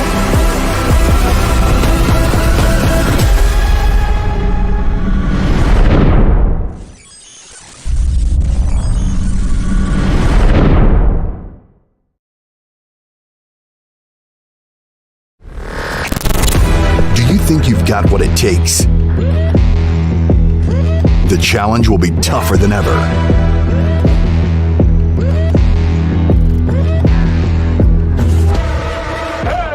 In 2023, international esports has a new home.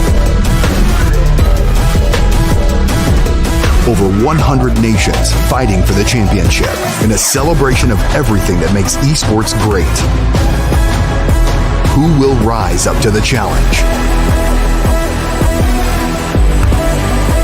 Who will be the world champion?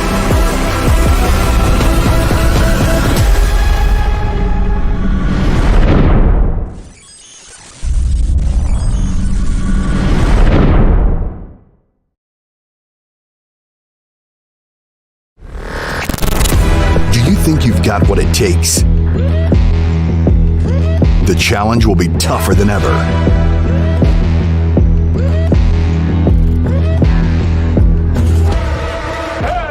In 2023, international esports has a new home. Over 100 nations fighting for the championship in a celebration of everything that makes esports great. Who will rise up to the challenge? Who will be the world champion?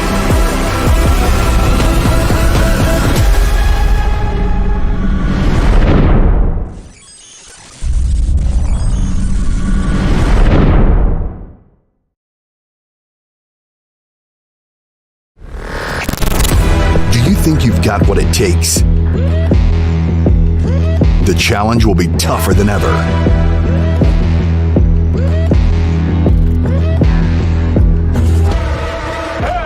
In 2023, international esports has a new home. Over 100 nations fighting for the championship in a celebration of everything that makes esports great. Who will rise up to the challenge? Who will be the world champion?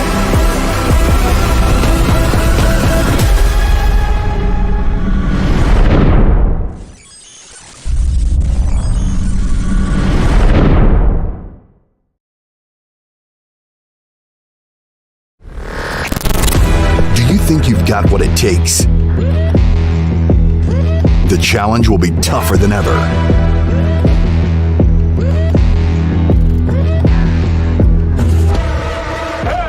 In 2023, international esports has a new home.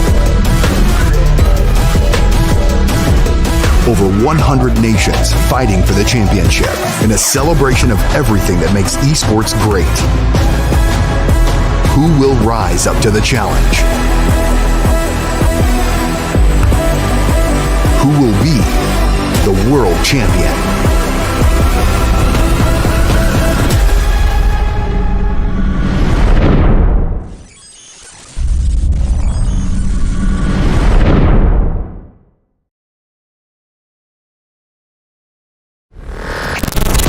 Do you think you've got what it takes?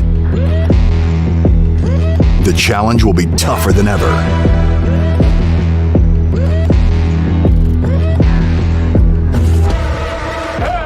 In 2023, international esports has a new home.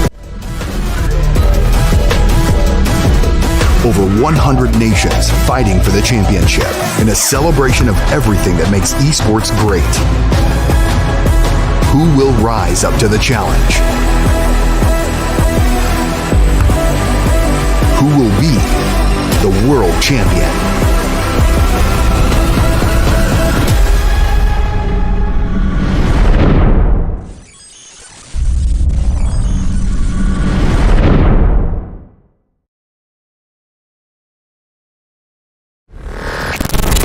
Do you think you've got what it takes? The challenge will be tougher than ever.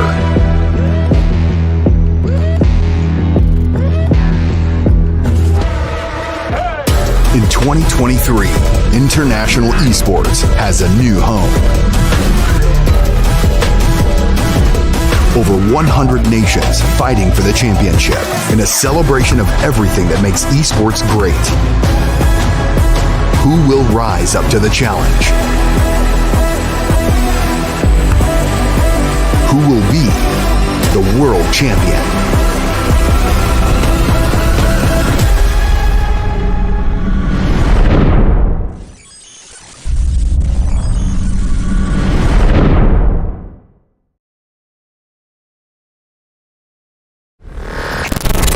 Do you think you've got what it takes? The challenge will be tougher than ever.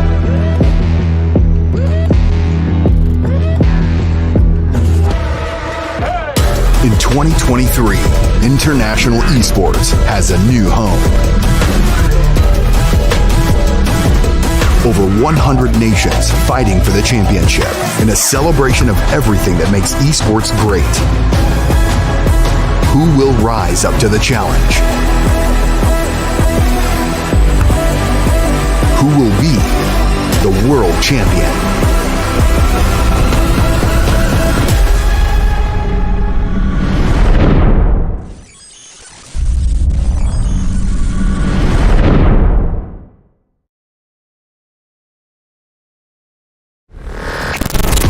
Do you think you've got what it takes? The challenge will be tougher than ever.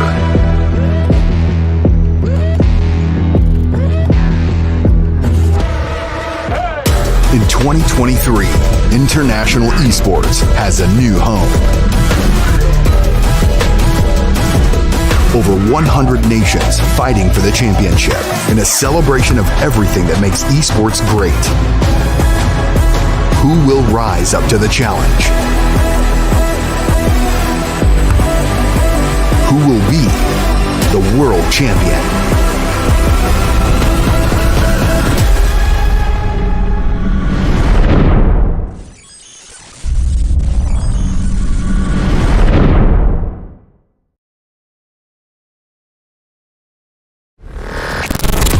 Do you think you've got what it takes? The challenge will be tougher than ever.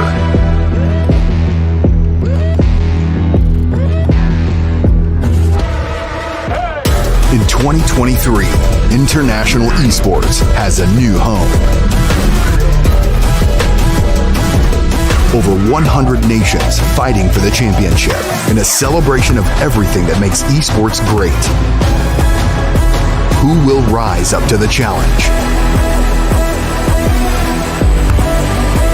Who will be the world champion?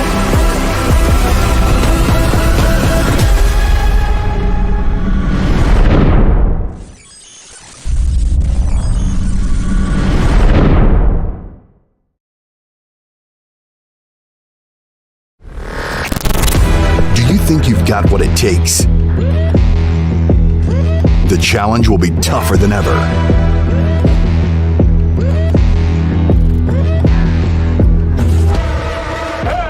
In 2023, international esports has a new home.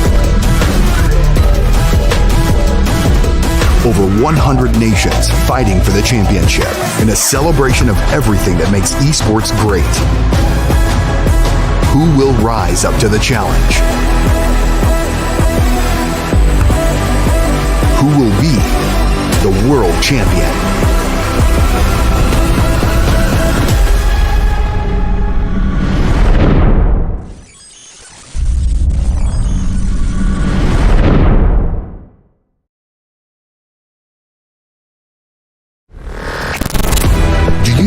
got what it takes.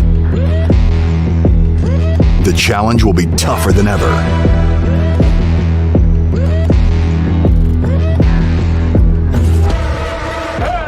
In 2023, international esports has a new home. Over 100 nations fighting for the championship in a celebration of everything that makes esports great. Who will rise up to the challenge? Who will be the world champion?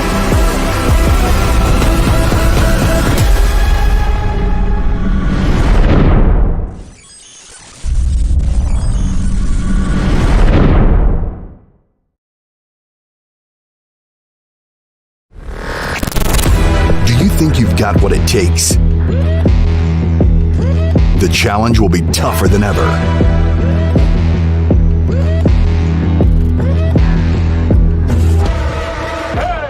In 2023, international esports has a new home.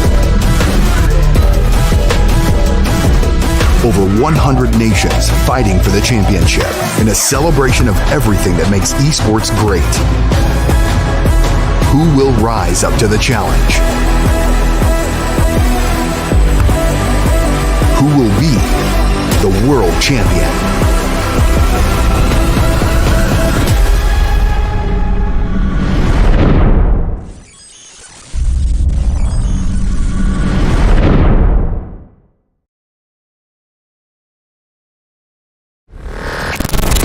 Do you think you've got what it takes?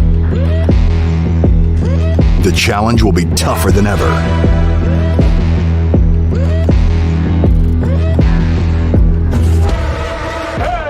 In 2023, international esports has a new home. Over 100 nations fighting for the championship in a celebration of everything that makes esports great. Who will rise up to the challenge? Who will be the world champion?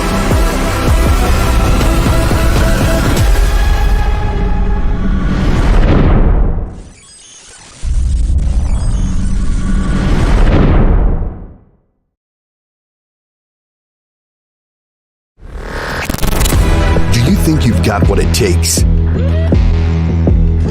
The challenge will be tougher than ever.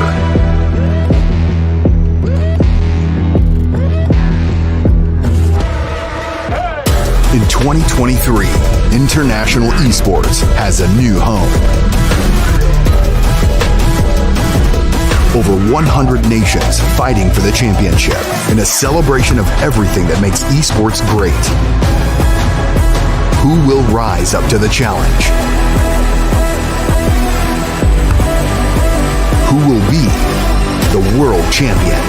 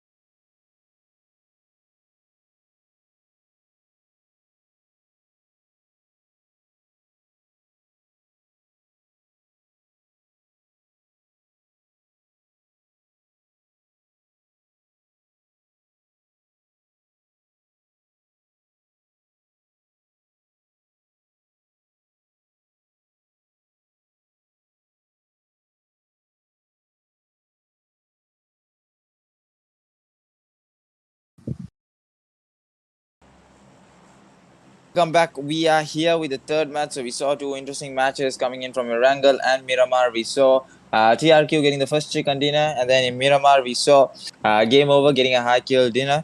Now we are down to the smallest map in PUBG Mobile in terms of competitiveness. We have Sanok.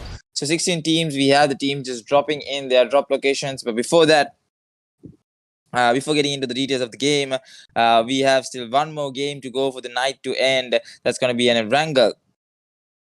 And then we'll be done with the first semi-finals, where the top 8 will be selected into the grand finals, and then we'll be having semi-finals 2 tomorrow, where from the grand finals we'll be selecting the top 3 teams actually will be fighting for that MVR 15,000 prize pool. The champions, runners-up and second runners-up, where they will be put into the national team of Maldives for PUBG Mobile, who will be playing the qualifiers of IASI 2023, and from there on they will be selected to fly to Romania. Pretty nice country, I would say. But we'll have to wait and see how the qualifiers are going to go by. And we have already knocks coming by. Because it's Sand knock, we already have that knocks coming by. And that's going to be Goat actually getting that knock on towards Eddie. And Eddie gets finished off there. That's going to be his end in Sand knock. And with that, almost 4 minutes on the clock for Sandhawk. That's pretty interesting. Determining Sandhawk being the smallest map in PUBG Mobile. We'll have to see how the shift is going to come by from these teams.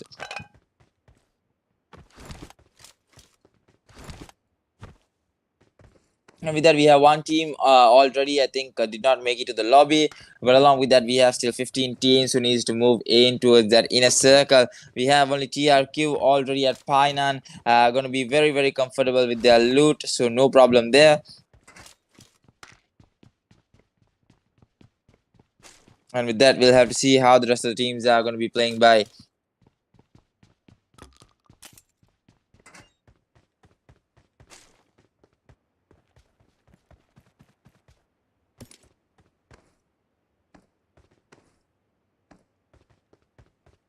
I think they didn't join.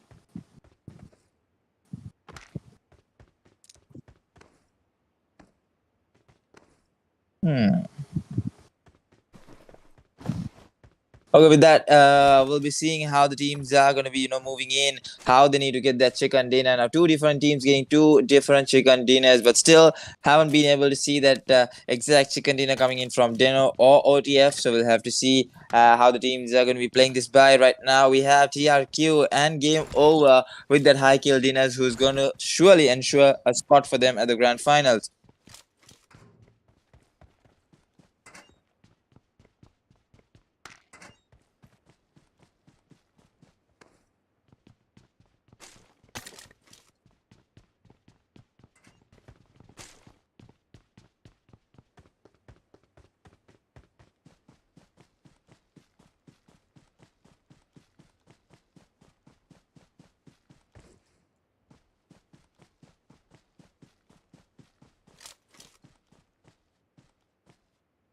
Yep, and with that, quickly looking at the teams right now that are playing by.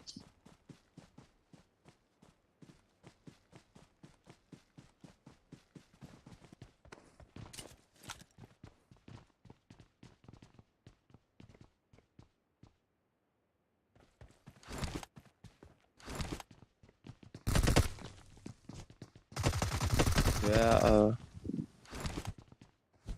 okay, Heide getting that knock on towards BZG.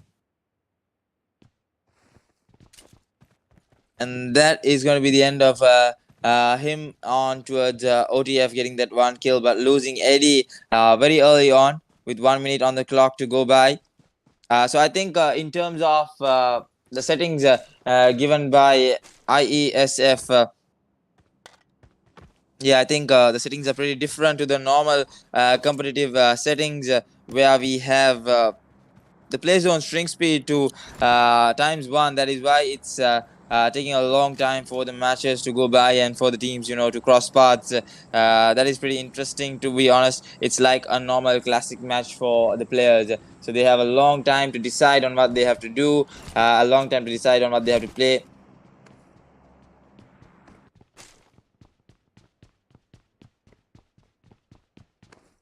Yeah, except Sanok. Sanok is only normal. It is.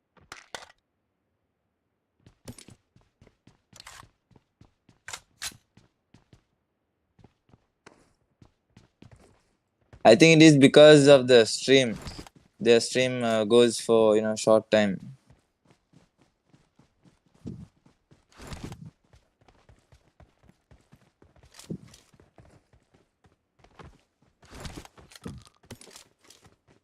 and quickly getting in some shots there. Now they are starting to move away because they do not want to get taken down early on. That's going to be LN and 2MS actually. Now too soon moving in towards the safe circle.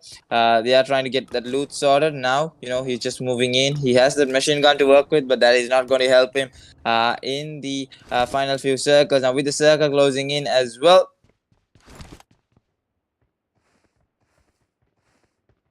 we'll be able to see how the rest of the teams are also going to be playing this off. Now for the moment, they're just still looting it up.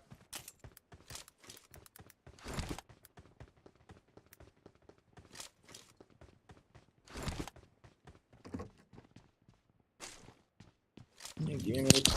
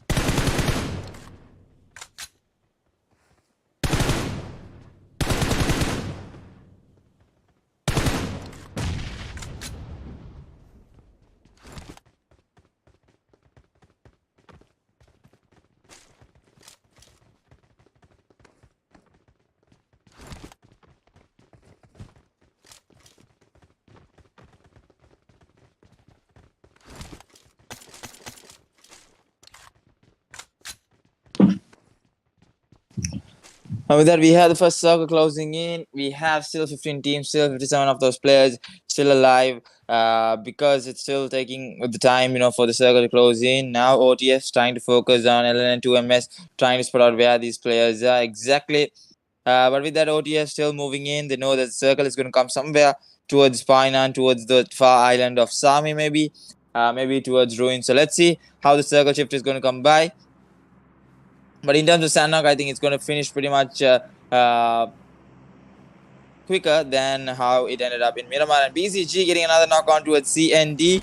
Let's quickly check out what CND is. It's going to be in Paradise's Sword. Sasuke goes down, Nanu goes down, and now Shamatu and Haizam is the only two players remaining. Nanu gets finished off there. Quick revive coming by, but he's not going to be able to, if I'm not wrong. The rush has already started to come by, and now Sasuke quickly moving in towards a different direction.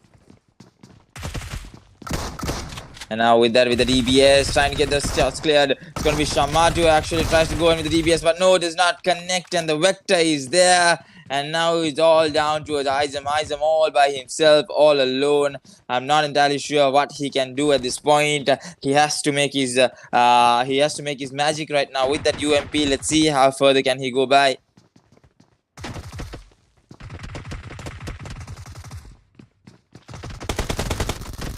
And with that, one knock comes by, but the finish is there by his teammate, and that is going to be the end of CND. BCG securing those 4 kills, only Munni getting taken down there early on. And with that, we have the first circle also closing in. Goat on the other hand side, XL and Kings goes down from one end. Let's quickly move in towards XLN and Goat as we have the first circle closing in. Now inventory, Noob getting those spray downs onto his XL and Kings on the far end of the mountains. It's going to be really hard to spot out most of the spray downs coming in. I think it's going to be another player coming in from Goat Esports, trying to get all those kills secured, and now more sprays coming by and trying to connect from all sorts of directions. Now we'll have to see as the revive has come through. Now the M416 losing all of those ammo. Let's quickly check out how the moment is going to come by.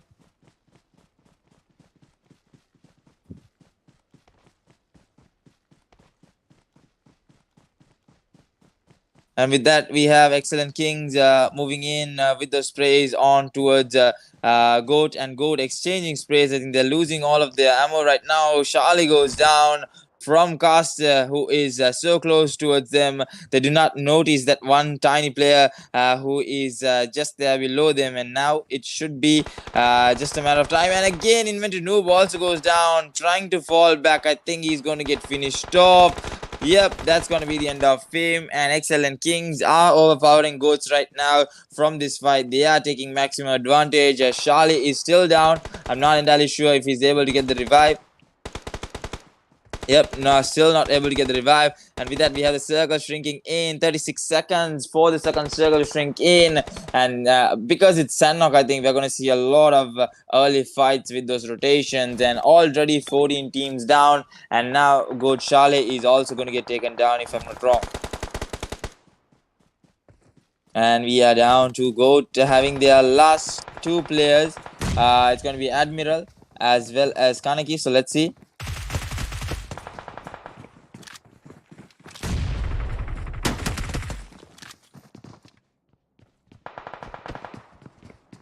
And with that, looking at Team DENO, I think it's Orpheus again with the DPS, but he goes down as well. Two players from Team DENO, Orpheus and Lee, both of them getting taken down. And now quickly moving into that Eagle view, we have OTF. Actually, the fight is with OTF, and now Maure coming to the close. Maure goes on, takes down one, goes with the drop shots, but Maure down to a sliver of HP. Maure goes down, Hightech is there. And now it's all down to his Unknown. Unknown gets the revive on towards Lee. And now a nade pick coming in. Let's see if the nade is going to work the magic. And there goes the nade. Unknown goes down. And it's going to be LNN 2MS from the VAR end to get them taken down. Now it's all down towards... I think DENO Lee all stuck by himself. He's trying to give his survival, maximum survival, but I think it's not going to work in his favor. Let's see how further can he go for his team. I think he should just survive a few more placement points, get a good decent amount of placement points, and then from the final match, they'll be able to do something or the other. Right now, DENO not having the best of days in the semifinals.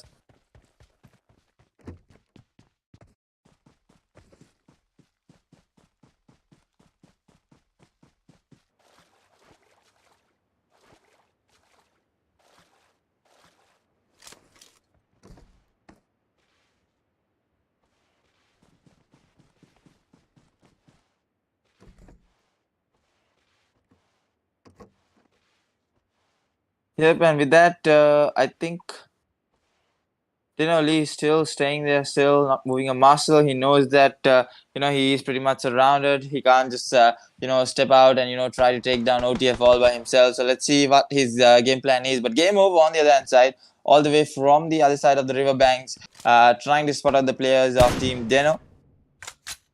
They know that there was a fight there right before the minutes, so they can try to get a kill or two, try to rack up their points. And with that, we have the circle shifting all the way to the side of Team BADI as well as Phoenix. So let's see how that's going to go in their favor with 1 minute on the clock for the circle shrinking. Now all the teams just moving into the circle, because the circle is going to be damaging as well as moving in quickly rather than in a wrangle.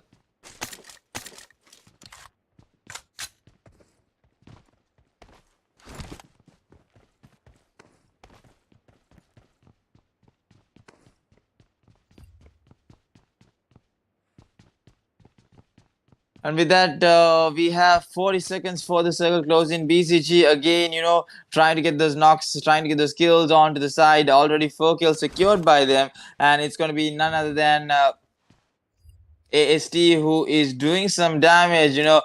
Both of these teams, I think now, trying to enter the circle, trying to move in from the easiest point to enter the circle right now. Both of them can easily use that area, but they have to take up the fight. Now the smokes are being popped in, and Obi-Wan getting the revive there on towards Rishi. So let's see how it's going to go by. And with that, DENO Lee gets taken down from the side of OTF, and that's going to be the end of him. 4 kills already secured by the side of OTF. Last 2 players remaining. We have Too Soon and Hightech. So let's see how it's going to go in their favor. I think that they're getting a lot of damage dished out from the side of TRQ, if I'm not wrong.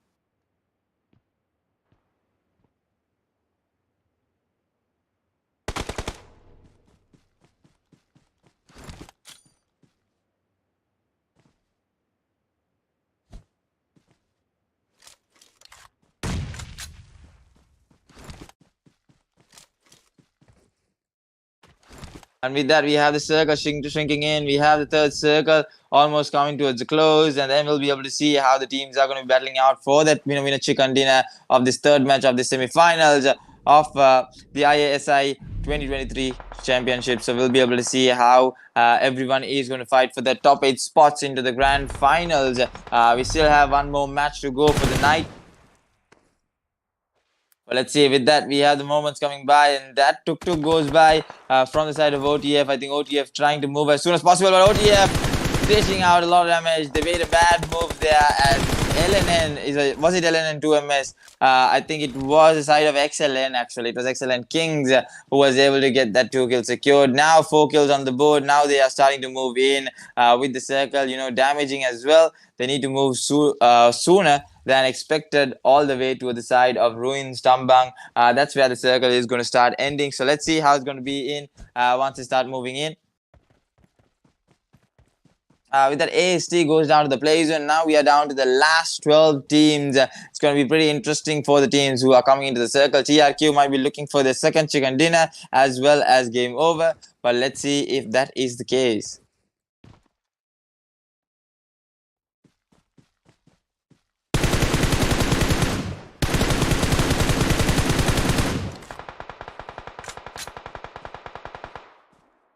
And with that, we have the circle shrinking all the way to the side of Phoenix. That is where the circle is going to finally end. And we have 50 seconds on the clock for the circle shrink in.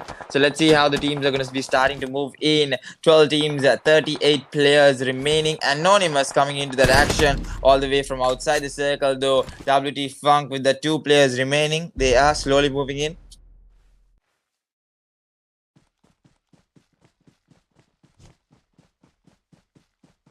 I think excellent Kings as well, losing that 1 player onto the play zone. Now they need to focus themselves as the circle is damaging. From this circle onwards, it's going to be a lot of health issue for the teams if they don't make their way into the circle. And with that, I think game over as well. Trying to rack up a few kills before they start moving in. And they should be able to do so. Already 3 kills on the board for the side of game over. And they had a decent amount of kills in the second match of the semi-final. That's going to be Miramar. So it's going to be pretty nice to see how they are going to be racking up in Sandnock if they're able to get that double chicken dinner, or is it going to be TRQ, or will it be a new team to secure that winner chicken dinner?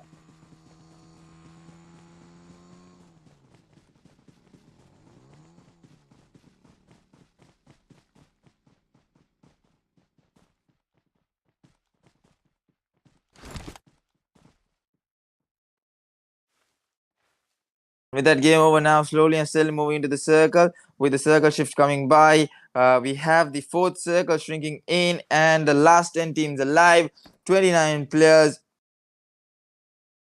We still have BADI, we have game over, the last match winner chicken in a team. We have LN2MS, we have TRQ, we have CDS, Kings as well.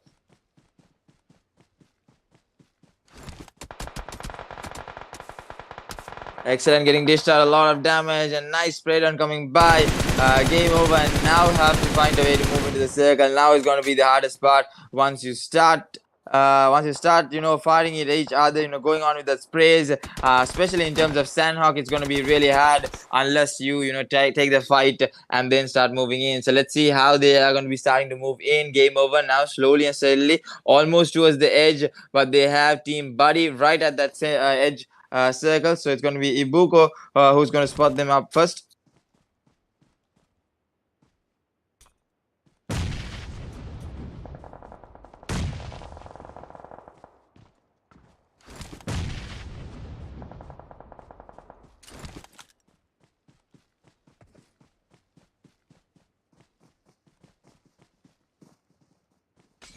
With that, I think BADI is going to take the fight against game over. So quickly checking out how that fight is, with the circle shrinking in as well. They are not yet inside the circle. They are at the edge of the circle. More sprays coming in. One goes down, but Ichama actually, and the DBS comes by, but it's going to be BM who gets taken down. Now it's all down towards Ibuko, the last man standing, as well as for the side of game over, it's going to be Para who is standing in. Now nade's coming by, another nade taking down. It's going to be Maski who goes down, and now we are down towards Para, the last man standing. So let's see how that's going to be going in. BADI just rushing in blindly. And will he get taken down is the question. He goes down as well, as the last man does not yet get spotted. Beautiful play coming in from Para to blend himself towards Sandrock. I mean, that is the speciality of Sandrock. And with that, we have the circle closing in as well.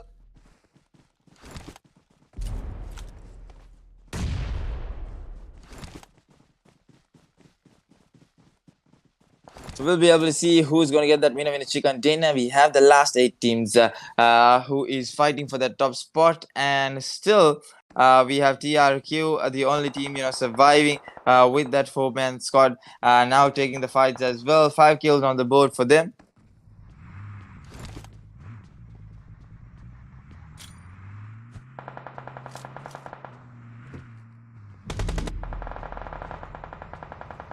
And that now TRQ taking the fight against the side of AST.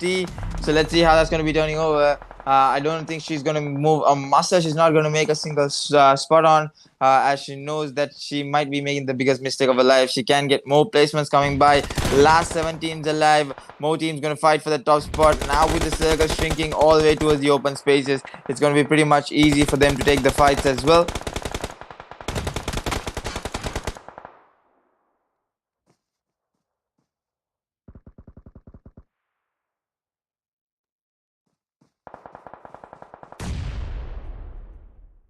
And with that, more sprays coming by as we have the 6 circles shrinking in. Last 4 teams alive. TRQ now with those smokes being thrown in, trying to get the revive. 9 kills on the board already. And from the back end, we have Phoenix as well coming in, trying to take down those players. Yep, it's going to be Phoenix who's coming in from the back end. Gets that kill secured as well on to the side of AST, and now we'll have to see what Mattu is all about. He's slowly moving in. He's throwing all of his inventory right now.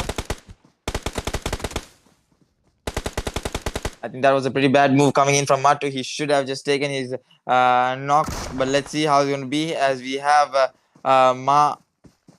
Mazi as well, and now Sprays coming by from that UMP, tries to get the knock, but DBS is there. Beautiful play coming by. It's going to be ENC Cookie who gets that DBS shot through, and now we are looking at the last 2 teams. The last remaining player, last 2 remaining players actually from ENC is going to be Nero, and now Nero might actually be going down. Yep, Devil was there with the spray. Now they are slowly and steadily trying to go for their second chicken dinner. It might actually be TRQ, but will it be a new winner as well? They are trying to spot out the players, and I think the spot on is there. The last 3 players are still alive actually.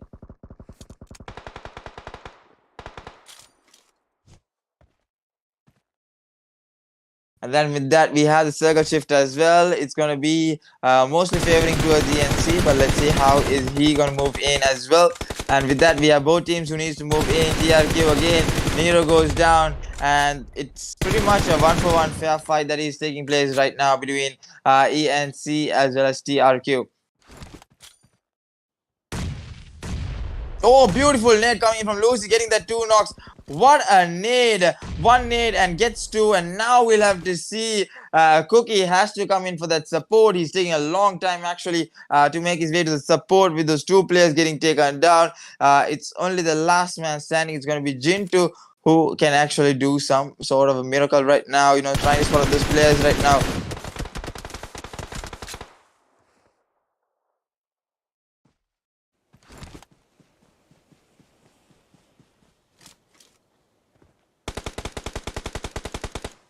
And with that, Jintu in a really bad spot right now, getting sprayed on from all sides, and Jintu might actually get taken down to the play zone. He might not be able to move. Yep, ENC gets that last kill and gets themselves a chicken dinner. Beautifully done there. I think the most iconic moment was Nero, if I'm not wrong, got that double knock coming in from TRQ. Beautiful plays coming in, and ENC was able to secure the 3rd chicken dinner. So a new chicken dinner every time. And now we have the last and final game of the semifinals one of IASI Championships 2023. So stay tuned, guys. We'll be back with a wrangle, the last and final match.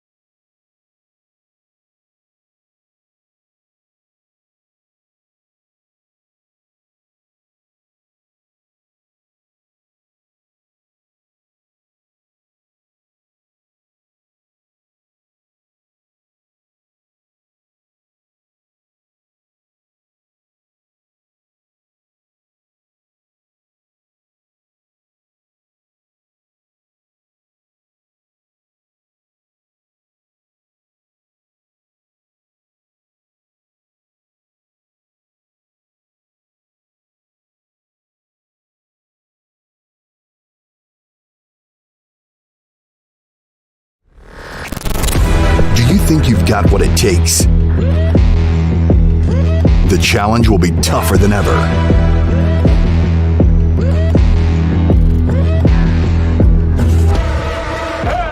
In 2023, international esports has a new home. Over 100 nations fighting for the championship in a celebration of everything that makes esports great. Who will rise up to the challenge? Who will be the world champion?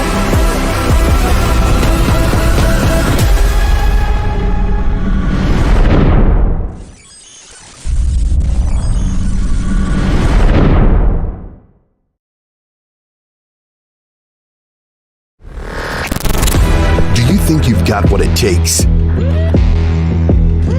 The challenge will be tougher than ever.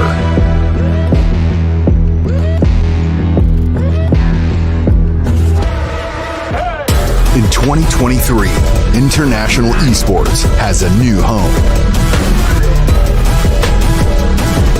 Over 100 nations fighting for the championship in a celebration of everything that makes esports great. Who will rise up to the challenge?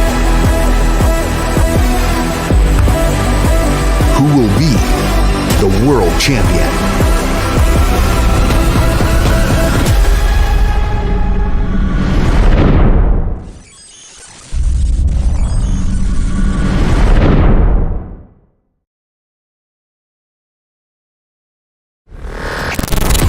Do you think you've got what it takes?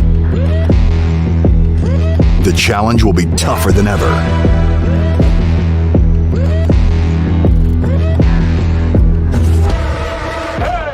In 2023, international esports has a new home. Over 100 nations fighting for the championship in a celebration of everything that makes esports great. Who will rise up to the challenge? Who will be the world champion?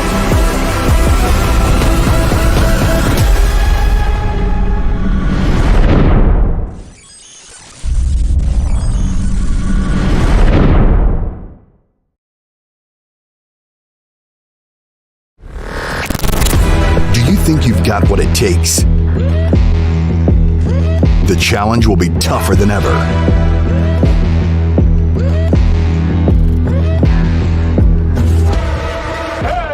In 2023, international esports has a new home. Over 100 nations fighting for the championship in a celebration of everything that makes esports great. Who will rise up to the challenge? Who will be the world champion?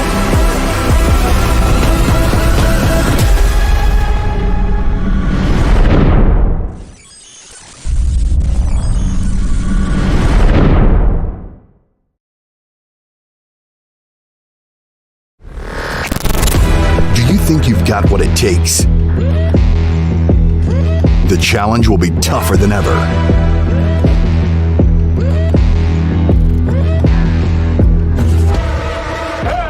In 2023, international esports has a new home. Over 100 nations fighting for the championship in a celebration of everything that makes esports great. Who will rise up to the challenge? Who will be the world champion?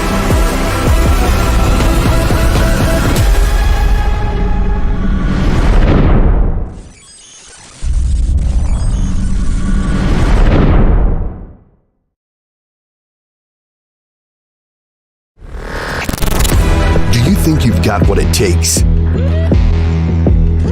The challenge will be tougher than ever.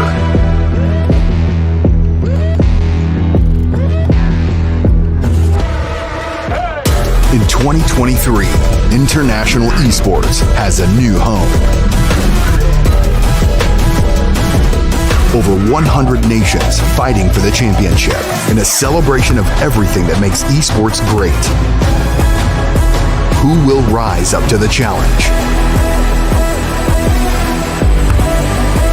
Who will be the world champion?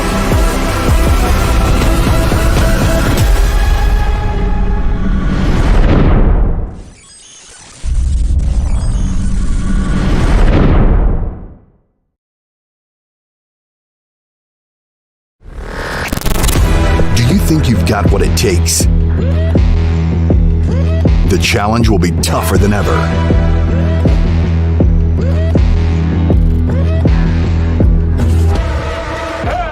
In 2023, international esports has a new home. Over 100 nations fighting for the championship in a celebration of everything that makes esports great. Who will rise up to the challenge? Who will be the world champion?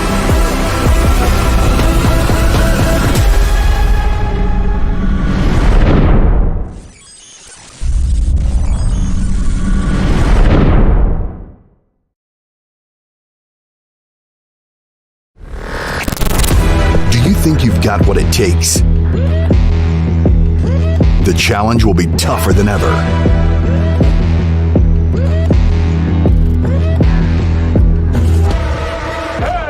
In 2023, international esports has a new home. Over 100 nations fighting for the championship in a celebration of everything that makes esports great. Who will rise up to the challenge? Who will be the world champion?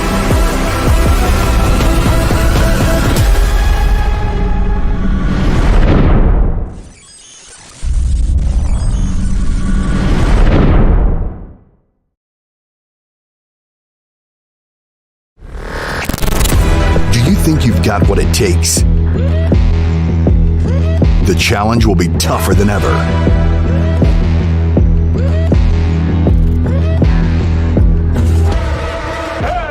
In 2023, international esports has a new home. Over 100 nations fighting for the championship in a celebration of everything that makes esports great.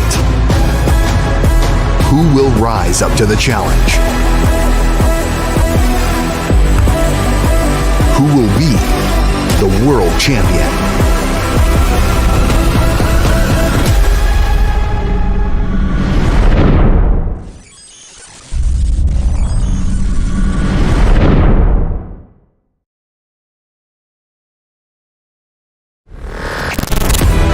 Think you've got what it takes? The challenge will be tougher than ever.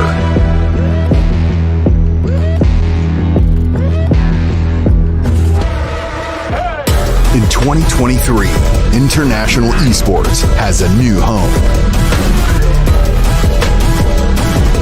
Over 100 nations fighting for the championship in a celebration of everything that makes esports great. Who will rise up to the challenge? Who will be the world champion?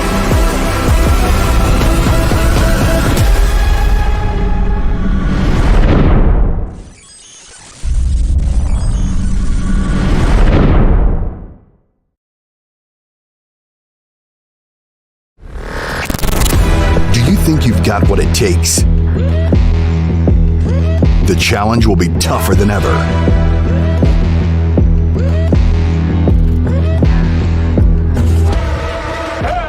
In 2023, international esports has a new home.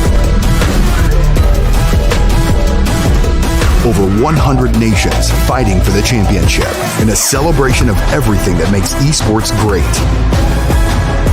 Who will rise up to the challenge? Who will be the world champion?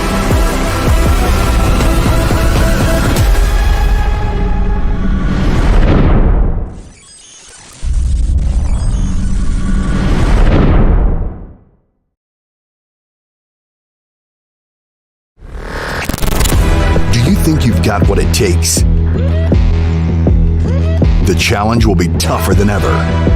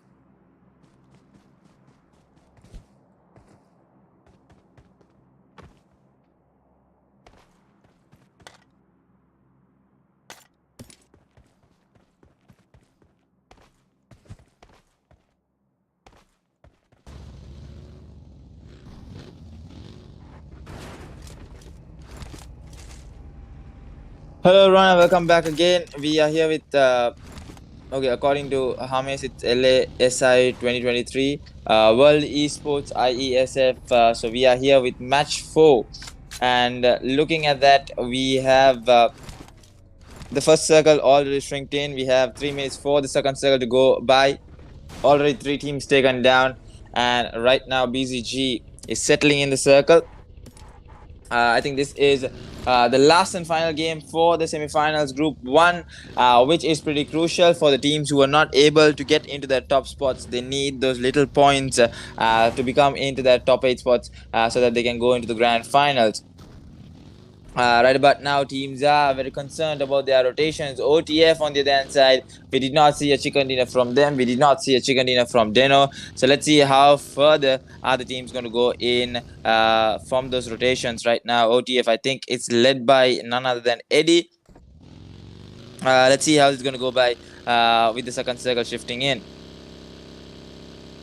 I think a bit of a long drag in the matches because it's going through the settings of IESF that they have given for the tournament. That's going to be the normal basic settings without any shrink speed being increased. It's almost basically like how you would play a classic match.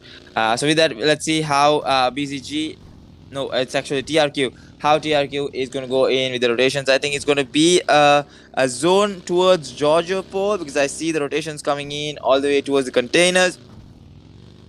And for the moment, it's going to be Titan who is coming in with his team rotation. So let's see how it's going to go in once the rotations are cut down. I think there's no teams in that vicinity. I think we have one more team. Yep, and the spray downs are there. TRQ Titan might actually go down. Not entirely sure. Nope, he does not. He somehow or other manages to escape. And it's going to be TRQ now settling in these compounds, trying to support Titan for the moment. So let's see how that's going to be working in his favor as well.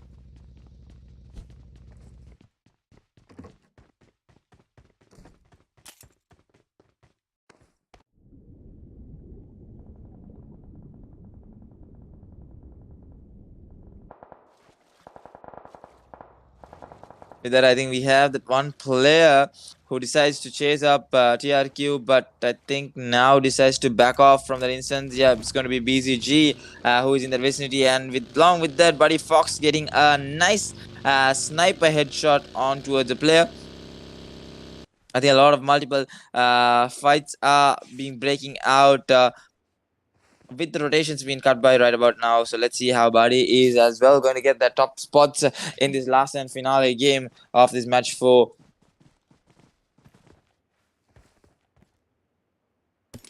Yep, and with that, Phoenix Baby goes down, gets taken down, and I think Phoenix is also not having the best of games right about now.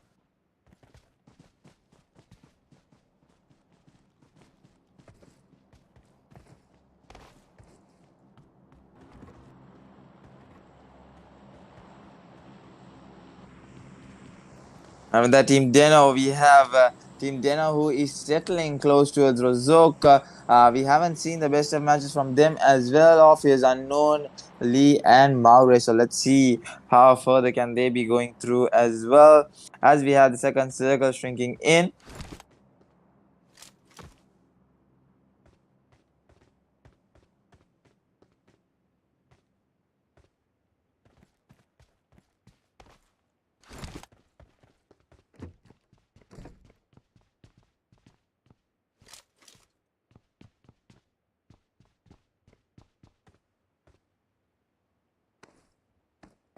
And with that office just trying to get that high advantage, trying to settle in on top of the buildings in Rozok. So let's see how further can he be going with his team. We haven't seen the best plays coming in from him. He has a Groza also to work with in this match, so might actually see some amazing plays coming in from him. But let's see how the circle is going to shift in and how the teams are going to be start moving in.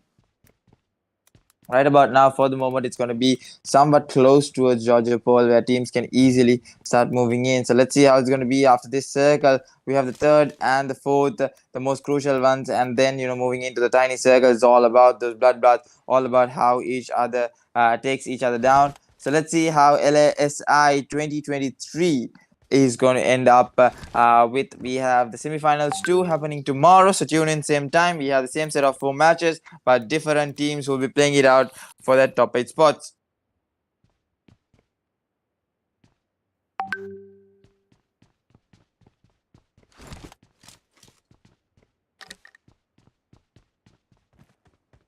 Okay, the IASI again, changing it again. Continuously changing the name of the tournament. So it's IASI. Well, before it's IASI 2023.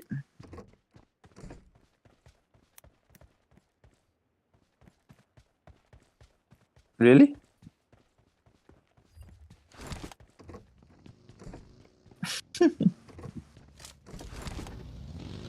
With that, we have the third circle also shrinked in. 2 minutes on the clock for the third circle to go in towards the fourth. So let's see. I think DENO has started rotations, so the circle has shifted further from a Rozok. So we'll be able to see in a bit where the circle has started to shift in.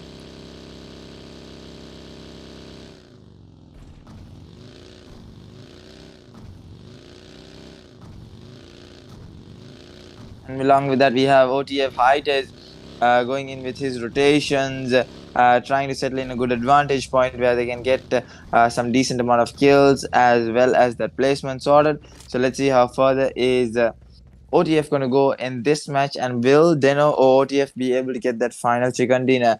Only time will tell. So let's see. Let's wait and watch on how the action is going to be played by. Still 1 minute and 30 seconds on the clock for the circle to shrink in. We'll be able to witness continuous fights coming and breaking out with the tiny teeny circle coming by right after this. So I think OTF Height is just trying to spot out where exactly there are players at the moment.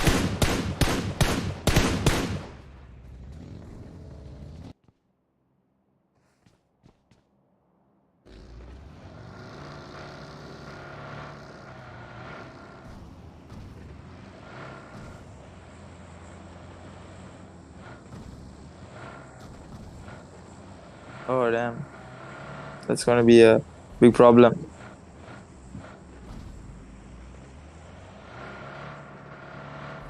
This might be the game changer for most of the teams. So let's see how it's going to be. 40 seconds on the clock for the third circle to shrink by. And now teams are moving in slowly and steadily, trying to move into the circle. So let's see how well how well are they going to be playing in this last and finale game. And along with that, the rest of the teams as well, we'll have to see. GOAT as well moving into the circle, but they are going to be the makers of one team that is right in front of them. And a quick turn coming in from GOAT Kaneki on towards the spaces of Sheld. I think they are right about now. They are in that vicinity. So let's see how it's going to go in for them. Yep, it's going to be shooting range actually. And now spray downs are coming from all sorts of angles. But I think Kaneki knows exactly where he should go right about now. Let's see how it's going to go with the circle shifting in.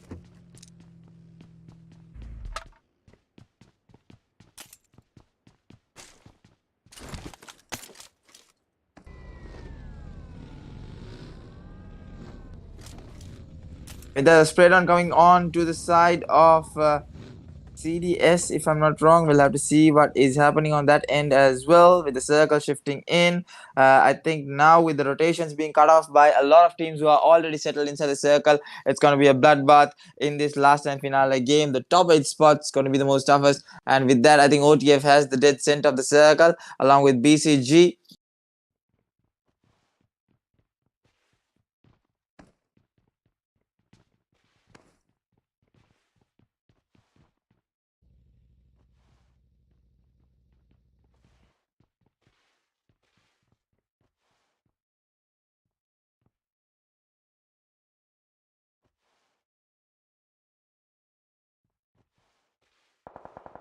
Yeah, literally, I don't know what to say also, because it's literally, they are all. I think a lot of teams, are playing it safe right about now. They just want those points.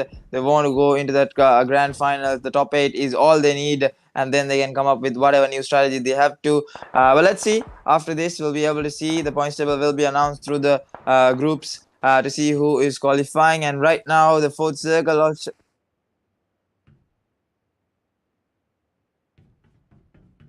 Oh yeah. Second is 8. Oh shit. Oh, that's a lot low. Yeah. Okay. Is it the same for this?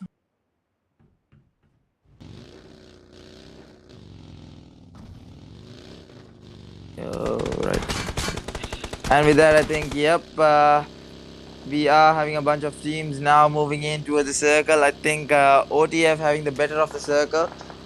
Those top mountains getting held on by them for the moment. But looking at how ENC is moving, they are pretty much in a bad spot right about now. Literally a lot of players from all sides, from all directions, from all angles. So let's see how it's going to be going in. And with that, I think...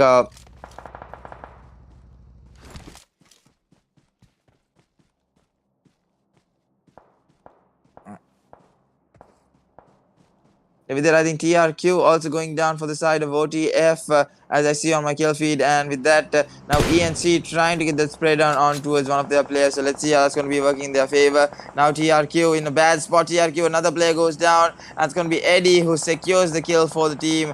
And that one tiny player there, the nade isn't going to go up till that far. But let's see how the players are going to start rotating. With that, we have 25 seconds for the circle to close in the 5th circle. And we are coming down to the final few moments. We'll be able to see who's going to get that winner chicken dinner. Still, a lot of these teams don't have the points to qualify into that top 8 spot. They need those kills. They need those top spots. They need the chicken dinner. So let's see how it's going to go in their favor. And with that, now the revives are coming through. It's Anonymous, the team. Yep, Team Anonymous, team number 23, who is trying their best to get as much skill as possible. They still do not have the kill. They're still going in for those revives. They still need to show a big show right now. And with that, Orpheus, I think, getting that one nice knock coming by. So let's see how far the teams are going to be pushing by. BZG on the other hand side. One player getting that vehicle blasted down. And now still trying to spot out the players of BADI.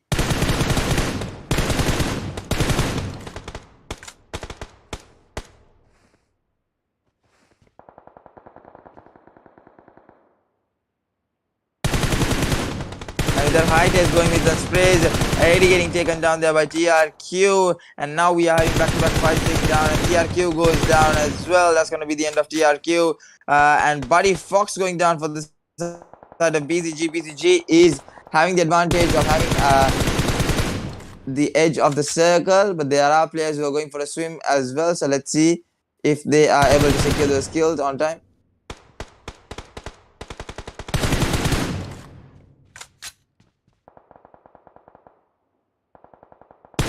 And along with that, now 3 kills on the board. OTF might be looking for their first chicken dinner in the semi-finals.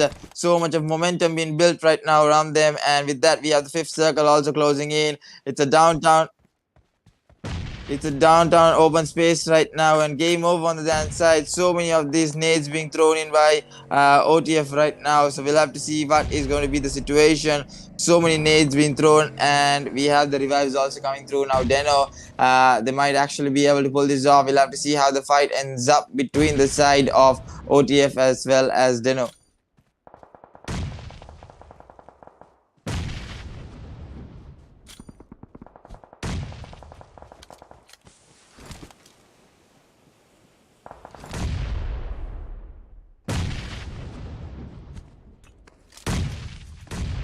With that, we are down towards the last and final few moments.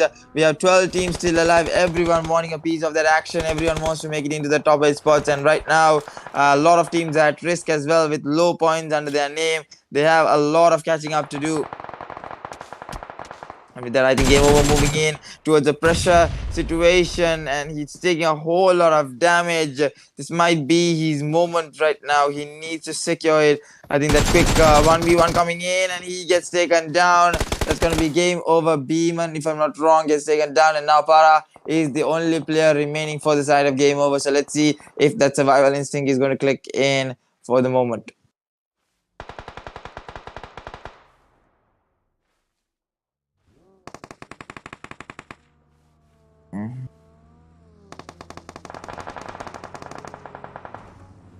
And with that, we have 11 teams still alive with the circle shifting in. Now BZG moving in closer, trying to secure those kills. And the last remaining player is just there, gets that drop shot, and BCG Munni gets those kills secured. 5 kills secured. BCG gets one player knocked up, and now DENO still surviving, trying to get that chicken dinner, trying to play it as much as possible with that edge play coming in from them. 2 kills secured by them, and this is the final moment for them, the final trump, if they're able to get those points under their name. So let's see how it's going to go in.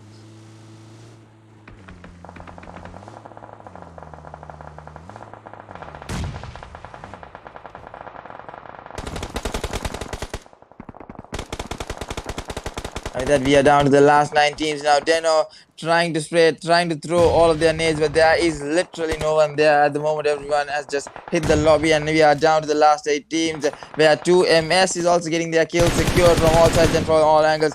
Now Goat Kaneki on the other hand side is all by himself. Nope, there is another one more player along with him, but let's see.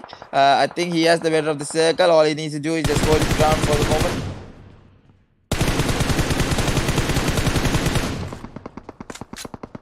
And with that, we'll be able to see who's going to get that last and finale chicken dinner of IASI 2023 semi-finals. We are watching the group 1. So let's see, with 40 seconds on the clock to go, the final few moments, everyone needs to push into that circle. Now BADI on the other hand side, 2 players remaining, 3 kills on the board for them, throwing off the smokes, trying to create a pathway to make it in. So let's see if he is able to move in towards the circle.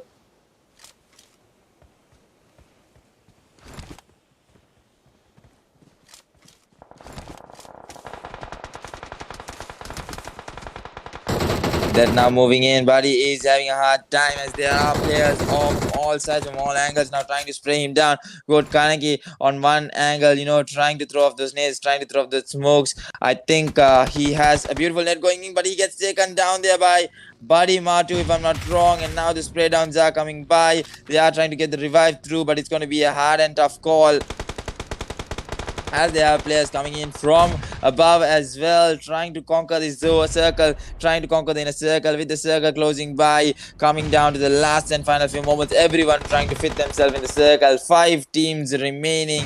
BCG, I think, getting taken down there, and we are down to the last 5 teams now. LN and 2MS, 12 kills on the board. Each of these teams are showing exceptional plays right now, so let's see how it's going to go, how further is LN and 2MS going to go. And with that, ENC goes down and hits the lobby, and that's going to be another extra point coming in for them. And with that, we are down to the last 4 teams. Who's it going to be? Who's it going to get the chicken dinner? Still DENO, still surviving through. DENO still alive. They know that this is the most crucial game for them. If they are able to get that chicken dinner, they should be settled in for somewhat. But let's see, 2MS. 13 kills on the board for them. Last 3 players not making any hasty moves, just waiting there patiently as they have the circle.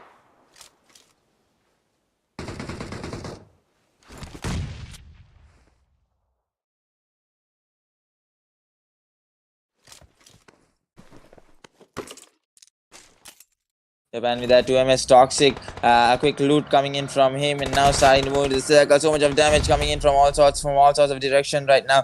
2MS Flanky on one hand, and we have 2MS Thuds also on one side. So let's see, as DENO has still 4-man strong, they have the man advantage, they can easily take them down. But let's see, playing it safe than ever, as it's a last and final game for tonight, and it's the last and final game for them as well.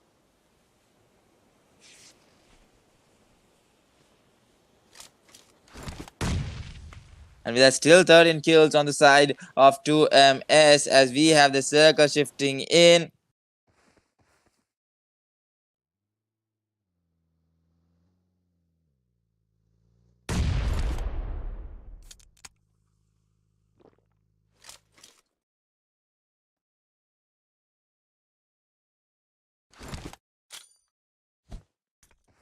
And with that, I think we are coming down to the final moments, where I think 2MS has the opportunity, and 2MS Thugs gets that kill on towards Goat. I think it was GAMEOVR, if I'm not wrong. And now we are down to the last 3 teams. DENO still surviving this through. Matu goes down. Last 2 teams alive. That's going to be DENO versus 2MS. Who's it going to be? And DENO coming in with a hefty comeback. The most awaited chicken dinner probably coming in from DENO. But let's see. I think 2MS is not going to give it up that easily. So now moving forward slowly, knowing where exactly your opponents are is very, very crucial at this point.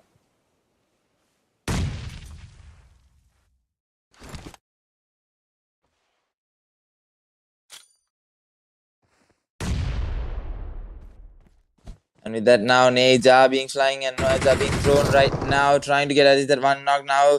I think Unknown goes down, Office gets the knock on towards Toxic, and we have the last two players remaining. We have Thugs and Lanky as the last two players remaining, trying to spray them down slowly and steadily, but not working out much. So let's see how it's going to go by as we have 24 meters into the circle.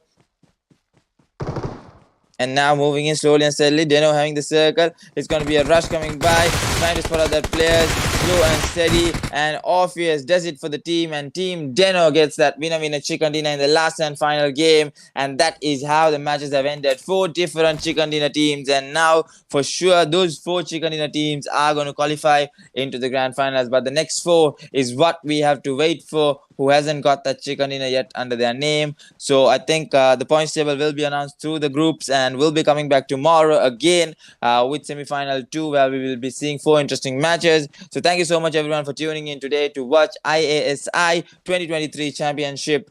We are watching the Maldives qualifier. We're going to be able to see the Maldives national PUBG Mobile team for this year, on how the match, how well are they going to be playing in to come into that national player pool. So thank you so much everyone for tuning in. Tune in tomorrow, same time, and I will be there to keep you guys entertained. So thank you so much everyone. Have a good day. Good night. Do you think you've got what it takes? The challenge will be tougher than ever.